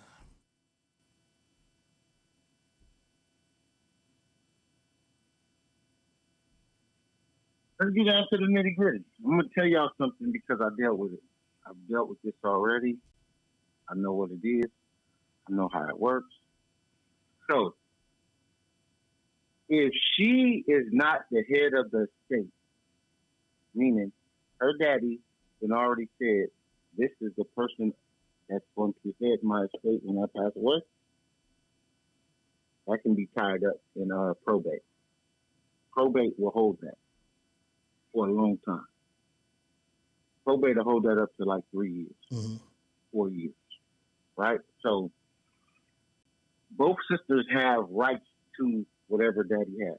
Nobody has no more rights than the other as long as there's no will that says, I left this estate to this person. If there's no estate, both people have equal opportunity to whatever daddy has. If you don't have a wife and he only has his kids, that's all that's left. You know what I mean? So whoever was paying the life insurance, if daddy was paying the life insurance, whoever he made the beneficiary on the life insurance policy, that's who's going to carry out the life insurance policy. If it's in a trust, then whoever's on the trust, that's who carries out the life insurance policy. So what I'm going to tell her is, just because you're mad about what somebody did or what somebody didn't do, you're being just as evil as you felt like she was. And so just remember, you will pass away too.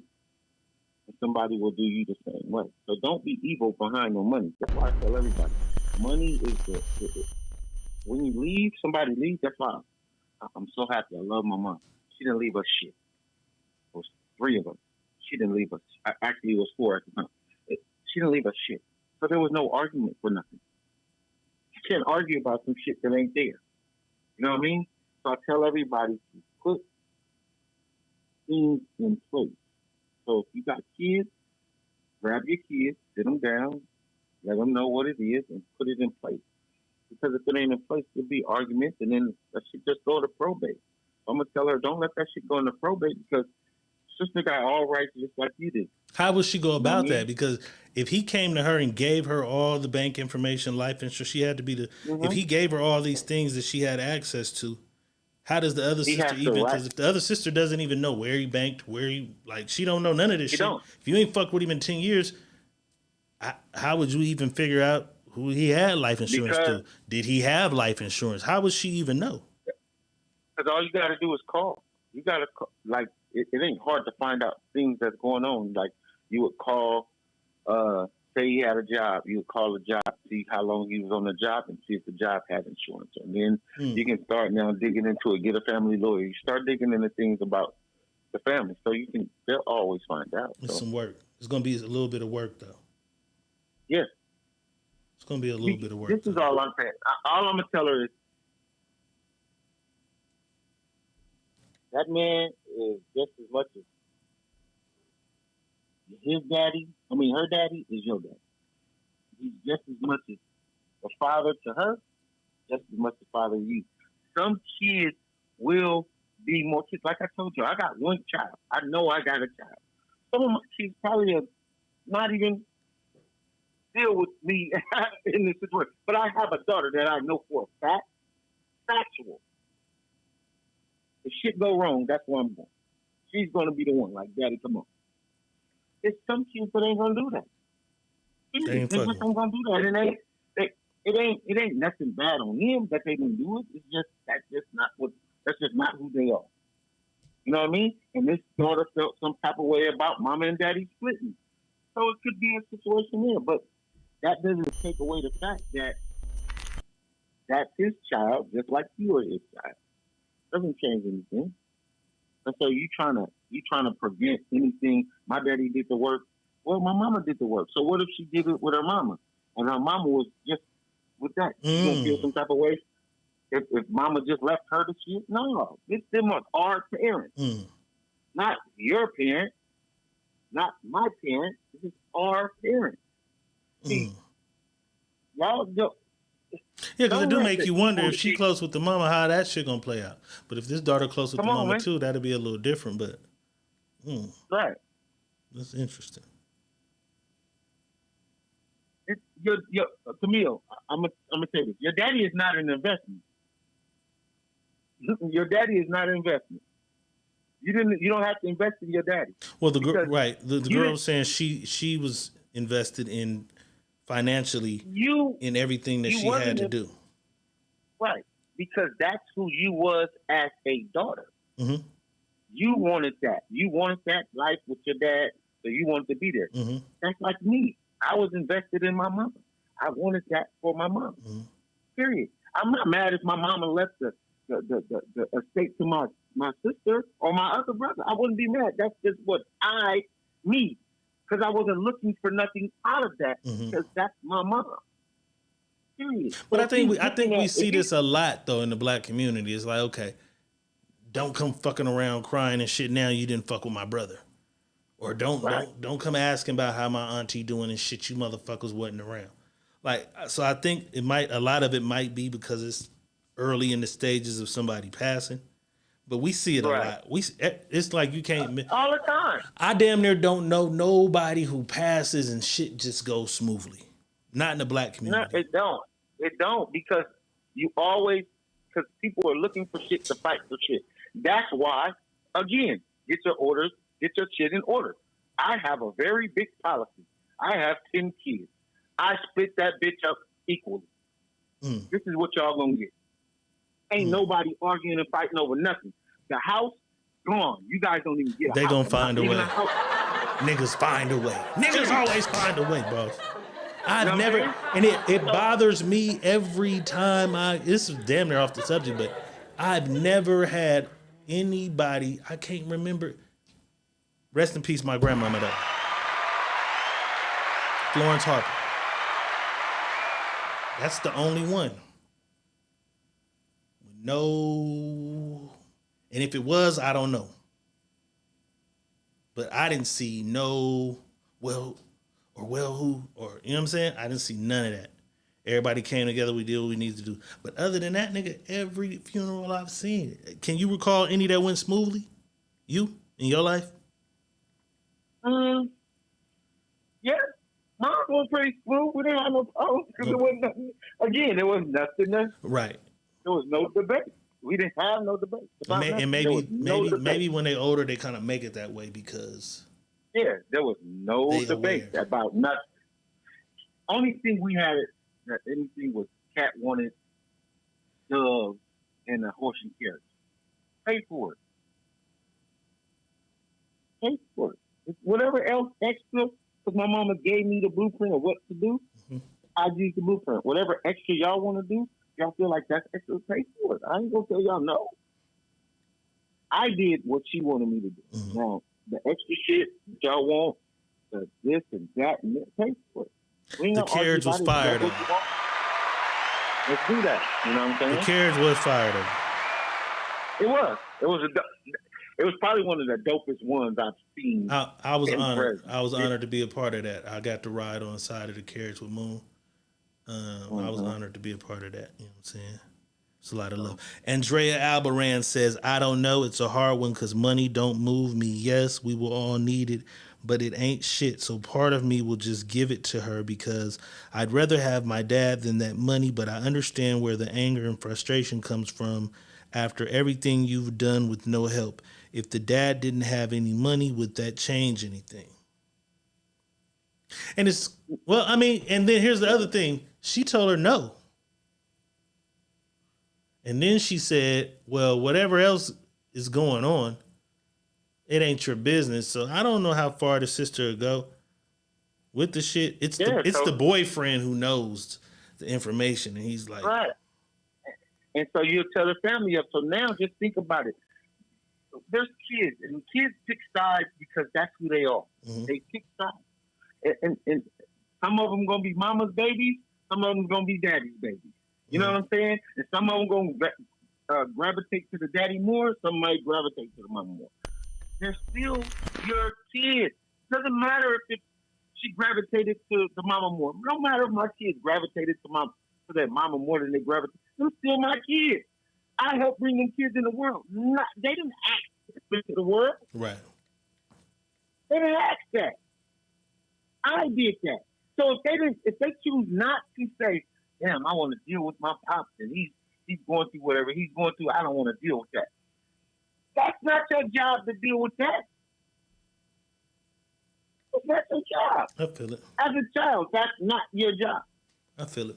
They got people that you pay to come take care of people. You choose to do it yourself because you were looking, from what I'm seeing, you were looking to benefit from it. And this got me thinking about some shit now because me and my father didn't have a rapport. We didn't fuck with each other at all. You know what I'm saying? Or I wasn't fucking with him, however it went. But he fucked with my sister tough. They was thick as thieves from all her life. They was thick as thieves. As adults, he would live at her house. When I would run into this nigga, he'd be in the car with her. And then at some point, I don't know what happened with them. My mama said, hey, your dad called here looking for you. You want to talk to him? At that point in time, you know what? I was at a place where it's like, I don't got no grudge against this nigga. What's happening? So he was like, man, I just wanted to talk to you. So we built a rapport. Then he was like, well, you know, your sister's mad at me and I want to make sure all my insurance and all this shit is, you can handle it and do this. But I know you had her over all of this shit and never even thought about talking to me.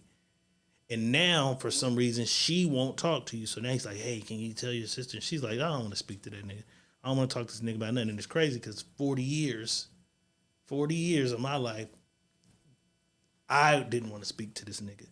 And now they don't want to speak to each other. Well, he want to speak to her, but she don't want to speak to him. And he want to speak to me. Right. So this shit is kind of crazy.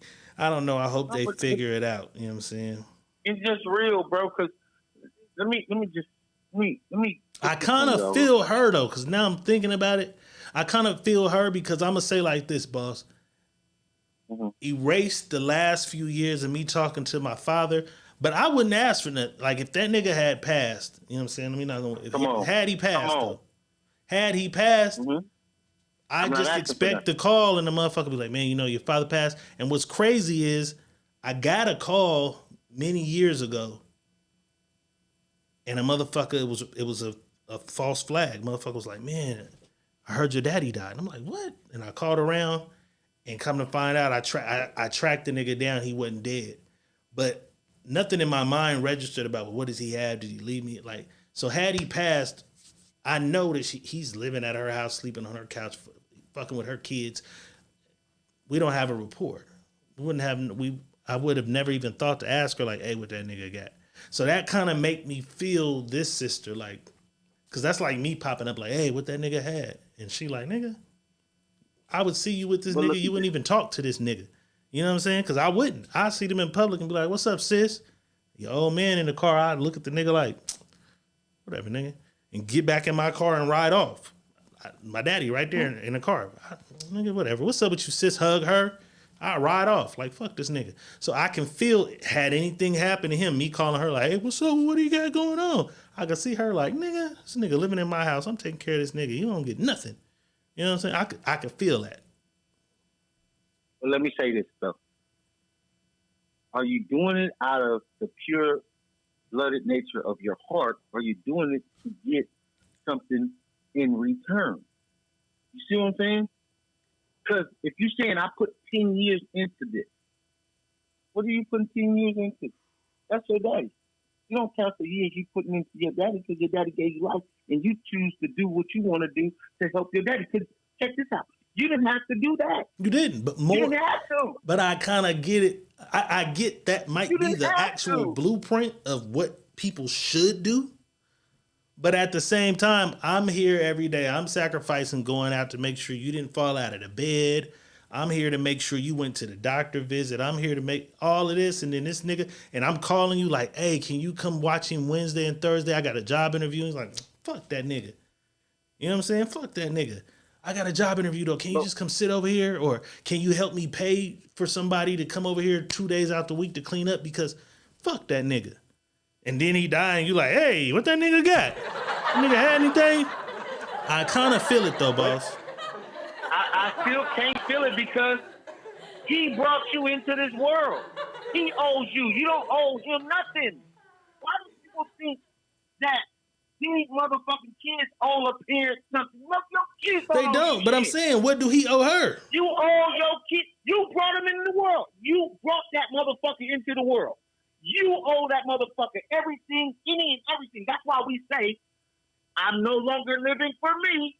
Right, but I'm saying, for instance, kids. Take my father. Gave me nothing my entire life, though. He gave you life. Okay. Because we in the same boat, bro. We in the same boat. Okay. I mean, okay. We are both in the same boat. I could say the universe and God did, and this was destined to be. But all right, he gave me life. You know what I'm saying? We in the same boat, right? He gave me life. Because when my mom and dad split, right? Check this out. When my mom and dad split, I was 2. I was 2 when my mom and dad split. I moved to Fresno, California at 8. My daddy didn't never bring his ass to Fresno, California until 2018 when my mama passed away. We stayed at your daddy's house though, nigga, in LA. One of my first, if that wasn't my first LA trip, one of my first LA trips you took me, we stayed at your daddy's house. And the reason we So where was he pulling up in the car? Where he pull up in the car at then? LA. The Cadillac. You said he had the Cadillac. In LA. Okay. My mama, we stayed on 160th Crenshaw. My daddy stayed wherever the hell he stayed at. Mm-hmm. You know what I mean? My daddy used to pull up in the lap. Boom. You know what I'm saying? But it wasn't the daddy son shit like that. It was him trying to get back with my mama type of shit. You know what I'm saying? Hey. No. Hey, you know what's funny though? We're gonna get out. What's funny though is to this day, my daddy calls me about football and weird shit. You know what I'm saying? He'd be like, man, how your mama doing though, man? I know she with somebody now, but if I ever had a chance again, I would have never messed that up. But if If she ever single now, you let me know. Because, nigga, if you don't get off my phone talking about if my mama single now, you don't stop that. Yeah, that was my best. That's the best girl I ever had. Nigga. But that's the thing. My mama got a husband. And I don't even tell my mama he says this kind of shit. That's just what it be, bro. The kids, because let's take this, and because here we go, we're in a hypothetical world because we don't know how this shit is going. We're in a hypothetical world. Let's say this. Let's say that daughter that did help was just like the other daughter and didn't help. So he had nobody. He had nobody. He had nobody. He had a motherfucker that come and take care of him because he pays for it. Boom. Somebody pulls up, make sure he got. Or he had an old lady he lived with or something. Then they'd be fighting with the old lady about them coins. Come on, bro. This is where I'm getting to. So why are we fighting about something that's ours in the beginning to the end? That's our father. That's not your father. Regardless if I chose my mama's side and didn't choose my daddy's side. That's still our father. We don't cut him and put him all on one person because that's what you chose to do. You chose to go over there and help him, and that's you. You did that. That's what I told Captain. I didn't ask y'all to do nothing. I moved my mama in my house and gave her the room downstairs. Huh, mama, you don't got to go upstairs. No, you got this room. You don't even need to go back to your apartment after I took her out of her house. I'm like, no, you don't even need to go back. Huh, you got this right here. Boom. I'm here. I have people coming around the clock. Boom. But Kat said, no, I want to be there with my mother. Okay, cool. Boom. There's no argument. People argue because they see I told people this, my siblings. You guys feel some type of way about this situation because you didn't get good with your mama about your situation with her. Sometimes you may feel some type of way about how you did something or you didn't do something or how you should have been better or whatever. And now that eats away at you. So now you're feeling some type of way about this situation. So now you're trying to make amends with the situation. Well, your mama's gone now. You can't make amends with that. You feel what I'm saying?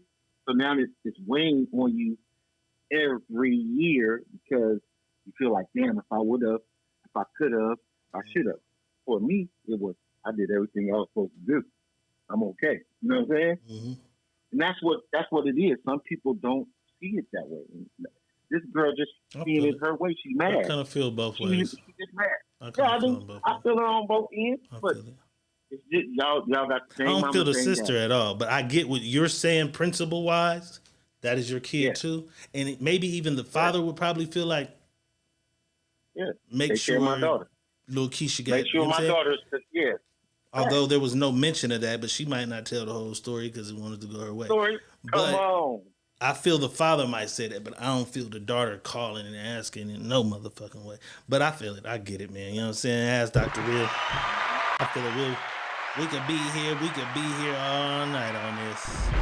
You feel me? Money making motivation Monday. Secret Menu Podcast. Diego Red Money Boss. We in the house. One motherfucker who don't got no shame about asking for a little change. It's Shamar. Shamar is back, and social media is in an uproar because he's demanding that one of you motherfuckers that watch his goddamn Instagram page give him an iPhone, and not any iPhone, an iPhone 13 or better. Let's take a look. iPhone that y'all do not want, please can y'all literally let me know, because the phone that I have is keep cutting off and keep on cutting off. Like the phone is fucked up. I need me a phone so I can switch my number over. That's all I need. I need me an iPhone. So if y'all do have an iPhone, please DM me. Let me know. If you are located in Atlanta, let me know ASAP. I will come meet you, whatever the fuck you want. For real. I just need me a fucking iPhone. I don't want an iPhone 6. I don't want an iPhone 5. I need an iPhone 13 or 11 or something. If you have an iPhone that you do not want, like an iPhone 13? I'm just asking because I'm trying to literally get another iPhone. Y'all think that I want to buy an iPhone? I don't. Just give me one for free. I don't want to buy it. It's giving the child money hungry over a fucking iPhone. I just need an iPhone 13 so I can switch my number over. The fuck? Like, I don't want to buy a fucking iPhone. If you got an iPhone, man, you just get it to me for free. Do it out the kindness of your heart instead of trying to charge me. Money hungry bitch. I got an iPhone that y'all do not want. Please, can y'all like literally let me know? Because the phone... Nigga, what is you talking about?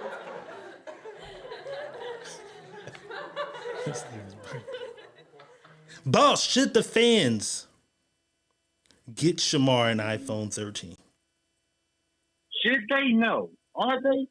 Quite frankly, they might. They probably but I don't think somebody got a phone. Listen, somebody got a phone laying around that they had because they got a new phone, and they gonna give it to you. Trust me. Somebody's gonna give it to them because they like you. When you got people that like you, and somebody's gonna respond to it. How you feel about his approach, though? Money hungry motherfucker, don't charge me.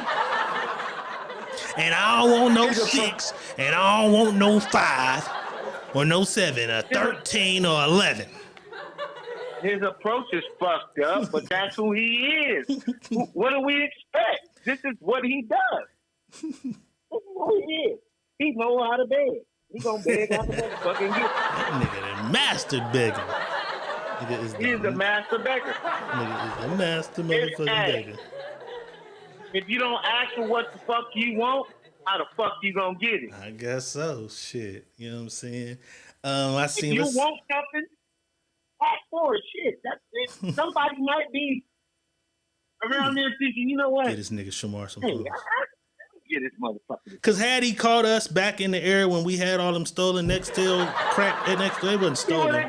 They wasn't stolen. Yeah, but we had boxes of fucking Nextels that somebody slid for or something. Niggas had 2 phones. Where you at? Hey, nigga, where you at? Here you go. Hey, nigga, I got Shamar phone. Hold on, what's it? Hey, Shamar, what's happening, cuz? Hey, what's up with it, dog? I told you, I know the nigga Shamar. All right, let's take it to the goddamn community because it takes a village to raise our youth. And some shit didn't change. And a lot of black people are in an uproar. I'm seeing the black people in an uproar. I haven't seen many white people say much about this. I've seen black people talking about this. But they've lowered the public school grading scale. They're trying to get y'all little badass kids the fuck up out of there. The fuck out of here. A F is now 0 to 24%. A D is 24 to 44%. A C is now 44 to 64. A B is now 64 to 84. A A is 84 to 100. It used to be 90 to 100 was an A. 80, you know what I'm saying? It used to go like that. 90 to 100 was an A. I thought it was 80 90. to 90. I would thought it 93 to 9 because there was a 7-point scale back then. It was like 7%. I thought it was around 90. So like, 80, 70, 60. Wait, 90, 80, 70, 60. And then after 50. that was a F. Anything after that was an F. But it's way the fuck. It looks a lot easier now. If your kids do not get out of there now, you's a fucked up parent. I'm blaming it on you, motherfuckers. If your kids can't get out of this one, because all they need is 44%. They don't even got it. And now they say, showing up to school gets you 40. So all they need is another 4%. They saying showing up to school, if they can make it to school without the truancies and the, you know what I'm saying? So if they miss school, you got the doctor's note, ain't no whatever against them. They saying if they just get there, if they make all them days, they at 40. So even if they don't do none of the work, they just got that last little bit of test or whatever to get that 4% that gets them C. I think you can graduate with a D, though. I don't know. You can graduate with a D. Jelani says under 40 used to be an F. So, yeah. It was way lower, for sure. We sure of that. We don't know the exact numbers, but it was way the fuck lower than this. Are they just trying to get these motherfuckers out of here? Shout out to homegirl Tashonda. She said, this is the Leave No Child Behind. That's what it is. This is why they're giving out participation flags. But is this going to hinder the children? Are they all stepping out into the world not as smart? So maybe now these motherfuckers ain't adult decision makers at 21. Now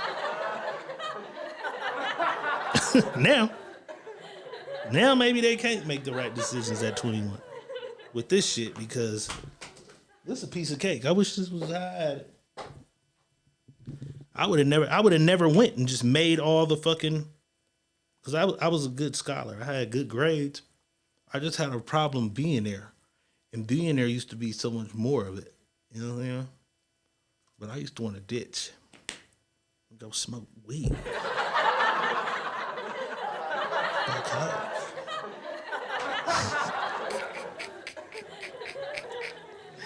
Camille, you crazy.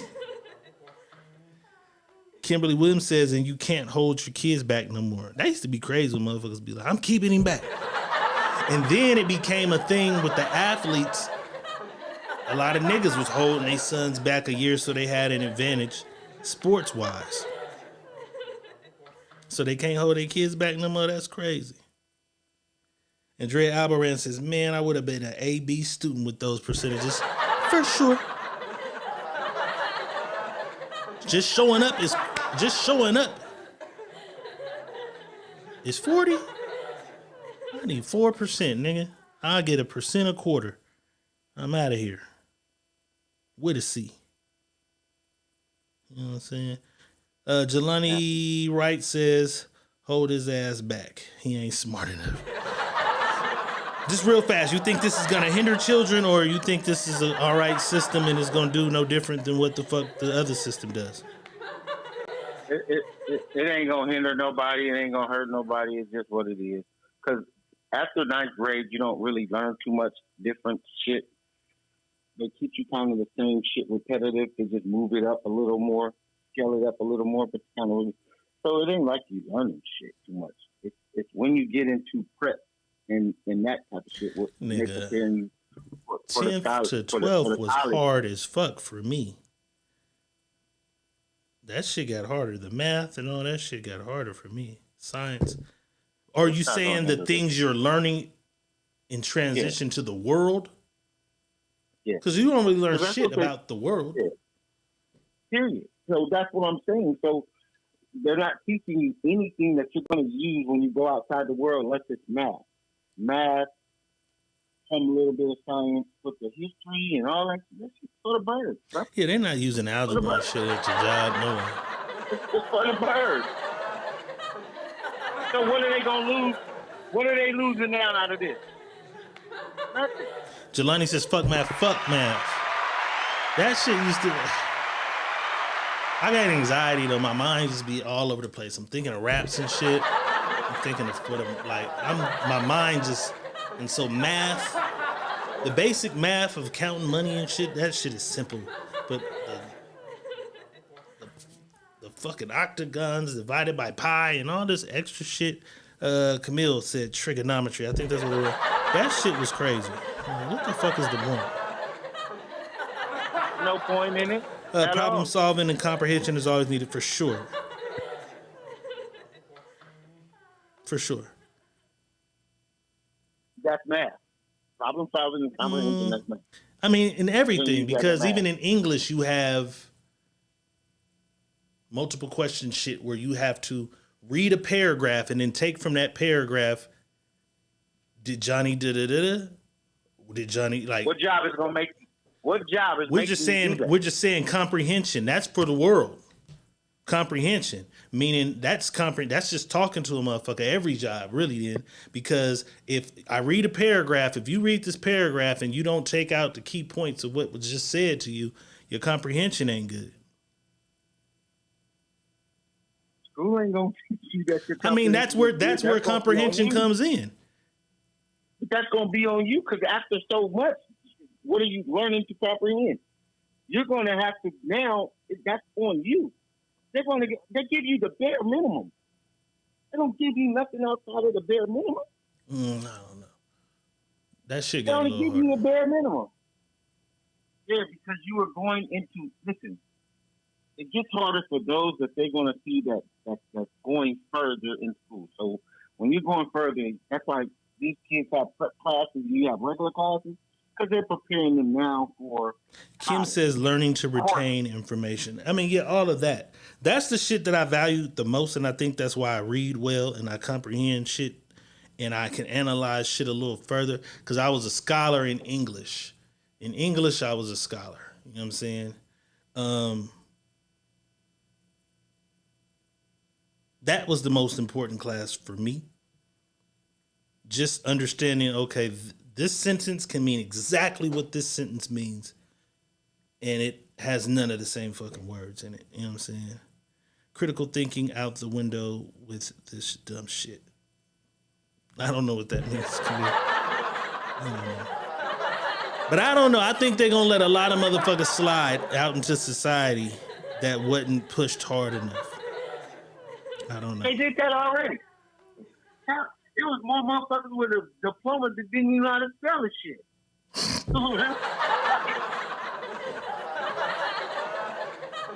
That shit don't matter, bro. It matters, and when I'm saying this to people, it matters. It matters about the parents, not the school. If your parents ain't helping you understand and develop you to move forward, you know what I mean? Then it's a waste of time. That's why I always ask my nephews, and you know, I got a young boy. Mm-hmm. I ask them, "What did you learn in school?" Every day. I don't give a fuck. I ain't gonna miss a day. My nephews probably, but my son, I don't miss a day. How are they replying? What are they replying? I learned this. I learned that. Like, and then some days it's like, "Oh, we just did the same thing." I'm like, "Well, you didn't learn nothing in the day, did you?" He's like, "Nah, we kind of did the same thing over." Tell your teacher, my daddy said, if I don't learn something every day, I'm not learning in this class, and I need to probably go to another But does that class. mean that they're not learning something, or does that mean he's not retaining the new lesson learned every day? Because that's what we was just talking about, retaining the information. Because I can read it to you, and if you didn't take something new out of it, you didn't retain it. That don't mean I didn't teach you nothing new today. Okay, but listen to this. When you do teach him something and he does retain it, he tells me, "Hey, I learned this." So that means he's retaining something. Because when he comes back and says, "I learned this. I know what this is. I know how to do this." So that means you retain something. So that means you know how to retain shit. That means, are you teaching something every day? Or are you teaching the same shit and it's the same shit and they're not learning nothing different? Well, you can't give them new shit every day. You're supposed to. No, because we have to. Because okay, if I take you into the garage and show you how to do the carburetor today or the alternator today, and then just sit you in the garage tomorrow, you what? Wait a minute. It was the red wire. It was this screw, that screw. Like you need like 3 days to get it. I can't give you alternator today, carburetor tomorrow, spark. I can't give you 1 day lessons for everything. Yes. Nah. Hands on. Yes. 1 day lesson. You can. That's why it's hands on, bro. If you can't comprehend that I took this off and placed this here, I took this off, placed that there. I took this off and placed that there. If you can't comprehend that, that's something. Not in 1 day, bro. I went to trucking school. I got a CDL. When you work on the engine, you work on that shit for days. You have to learn that entire shit. You got to learn that entire shit. You're not going to look at that engine for the first time in your life. Looking at this engine for the first time in your life, when a nigga pull the hood up, you're going to say, okay, you take this red wire, you put it here, you take this screw, take this here, take this off. Now it's off. Now you looking at this shit where there's nothing in here, and then you got to remember, okay, do it go back in this way or do it go back in this way? In 1 day, no. Listen, bro, when you just said an engine comes with multiple components. Mm-hmm. Multiple. These are multiple components. So you're not sticking on that one component for multiple days. Yes, you are. Nigga, I just said I went to trucking school. You don't do... Listen, bro, when you on the motor, you're on the motor. Mm-hmm. You mean to tell me you working on an alternator for a week? At least 3 days. For the whole week? You're going to do... Yeah, you're going to do that front part. You're going to do this side 3 days. You're going to do this side 3 days. Different parts of this motherfucker. You're not going to learn one thing. Listen to what you just said. Mm-hmm. You're going to do multiple parts on this engine. You're not going to stick on one. But tomorrow we're going to come back and do them same... Yeah, but we're going to come back tomorrow and do them same 3. Listen, though. So if I come home... Right, but if I come home and you say, what you learned today? And I say, oh, we worked on this, this, and this. And then when I go back tomorrow, we're going to work on them same 3 again. And when I come home, you say, what you learned? No. Oh, we worked on them same 3 again. Yes, I just did it. Nigga, I just said I've been to trucking school. I got a CDL. Before you even get in the truck, you got to learn the engine. You're going to spend 2 weeks in the class on the book before you even get to the engine. You're not, bro. That's why he comes home and ain't learned nothing new. Ooh, I ain't just today, not today. Okay, well, nigga, don't argue then, nigga. I'm not in the mood for that. Even in math, you're not gonna. I taught you this in math today, and then tomorrow we're not gonna teach you that again. Cause everybody's mind is not finna retain what you taught me on Monday. When I done went home, watched TV, did all this shit. When I come back Tuesday, we're gonna do that again. You said some kids what? Nothing. Nothing. You see it that way, you see it that way. But it ain't how I see it. This is how it is. If you tell, so you telling me when they go in there and they say a motorcycle class is 3 days. 3 days, bro. And what do they teach? I've never rode a motorcycle, so I can't. So I can just tell you about a diesel class. So what do they teach you at a motorcycle class? I'm telling you about the motorcycle class. Okay, so what do they teach in a motorcycle class in 3 days? It's a 3 day. It's a 3 day test. So day one. Day one, you do nothing but classroom and know about the motorcycle. That's it. Day one. So give me some know about the motorcycle. Like what? Like you got to give us some examples. Okay, so day one is about knowing about the motorcycle. You got to know how to change your top kit, how to start your motor, what to do if your motor ain't working. This is all one day. The safety, all the safeties of being on the motorcycle. That's one day. That's one day. You don't get 2 days on that. Day 2, you get your ass on a motorcycle. That's day 2. Day 2, you get on a motorcycle, and now they're going to teach you how to move that motherfucker, how to put it in gear, how to go forward, how to go backwards, how to turn, how to not turn, how to engage the clutch, how to do. That's day 2. And day 3, they test you on both of those, and you out of there. Day 3, you test you on all that shit and get the fuck out. That's why all these niggas dying on these motherfucking motorcycles right there. That's why they dying. That's what I'm saying. That's why so many niggas die on a motorcycle. Because that's crazy. It's 3 days. That's crazy. 3 days, bro. 3 days. That is crazy. 3 days is insane. That's why all these niggas die on the motherfuckers. I'm gonna show you something different too. You said a diesel. You said you did a class on the diesel. Well, and auto mechanics, because I did auto mechanics as well.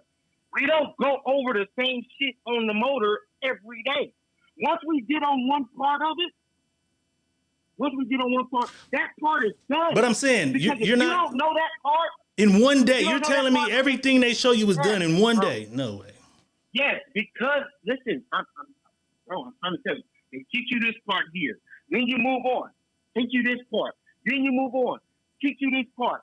Now they're going to teach you how all these components work together. So if you don't remember what this part does, this part and this part, you're going to fail. And then you're going to take your ass back. Then you're going to have to redo the shit. That's what I'm saying. It's one day. Like, they're not sitting there with 3 days to say, did you understand I taught you this? Did I tell you this? You see how this happened? Do you know how this happened? No. But I mean, you've been to school though.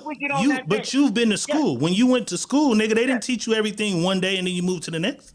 You went to school. No, listen. That's what I'm saying.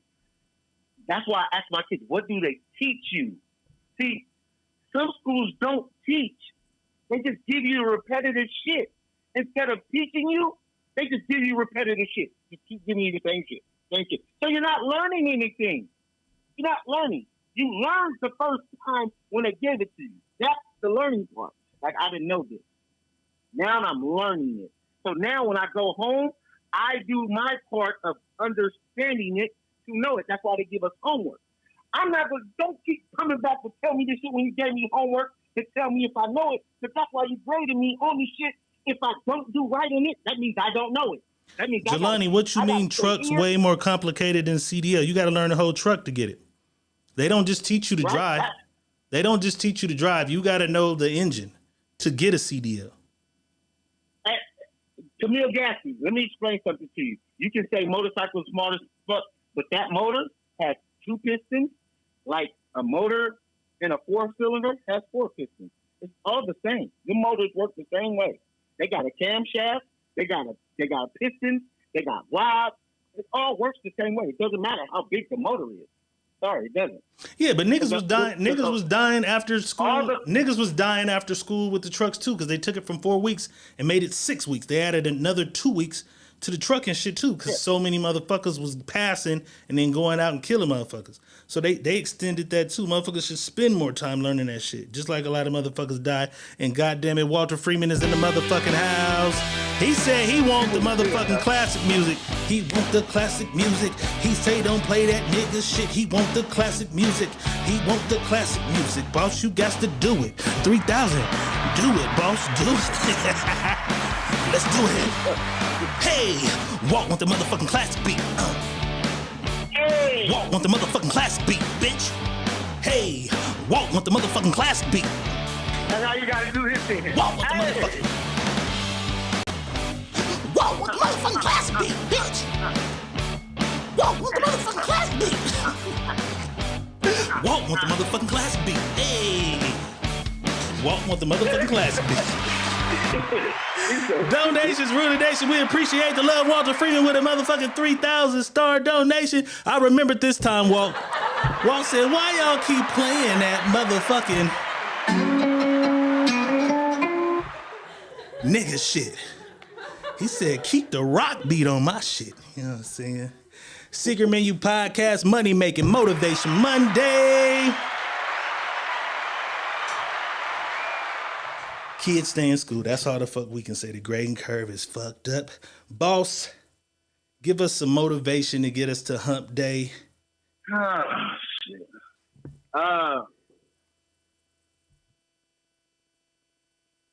Not everything works the way we want it to work. Not everything goes the way we want it to go. Not everything is going to be what we see it as we see it in our eyes. Everybody has different things, how they see things. Everybody wants different things to go the way they want it to go. And everybody's going to make things work for them the way they see fit for them. So, when we sum this up in a nutshell, everybody's not the same. Everybody doesn't move in the same route. Everybody doesn't comprehend or pick up things in the same manner. Just because it don't work for you the way it works for them doesn't mean it doesn't work. You know what I'm saying? 2 plus 2 is 4. 1 plus 3 is 4. So you can make it work in different forms. So don't always be stuck on because it's been taught to you this way. There is probably another way that you found that works in your favor. Don't let nobody tell you that's not how it's supposed to go because they're so used to it being this way and you found you a new route. That new route is for you. It may not be for them. So understand that and always stay driven about finding something different because everybody ain't the same.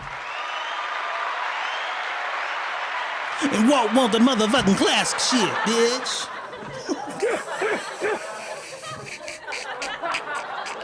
Trap houses out there on Tubi. Make sure y'all tap in and fuck with that. Let's Do It t-shirts are out now. Tap in with the boss, man, and make sure you get you a Let's Do It t-shirt. You feel me? We'll be back on Hump Day, Wednesday, and Friday night for the motherfucking sneaky link.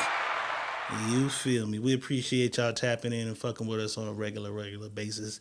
I don't want this shit to die on us before we can say goodbye. Battery's looking a little low. Gotta buy a backup battery for the backup battery. This is crazy. I'm on that tomorrow, though. You feel me? Secret Menu Podcast, we appreciate y'all tapping in. Donations, Rooted Nation, we appreciate all the love y'all show every time. We'll see y'all Wednesday, Hump Day. You know what I'm talking about it? Diego Red is saying peace. And Buster saying peace. And we out. The Secret Menu Podcast with your hosts, Diego Red and Money Boss. Brought to you by Rebel TV, the Rebel entity. Live from the West Side and worldwide. Real ones know what's up. And if you don't, you get the point. Tap in. It's the Secret Menu Podcast.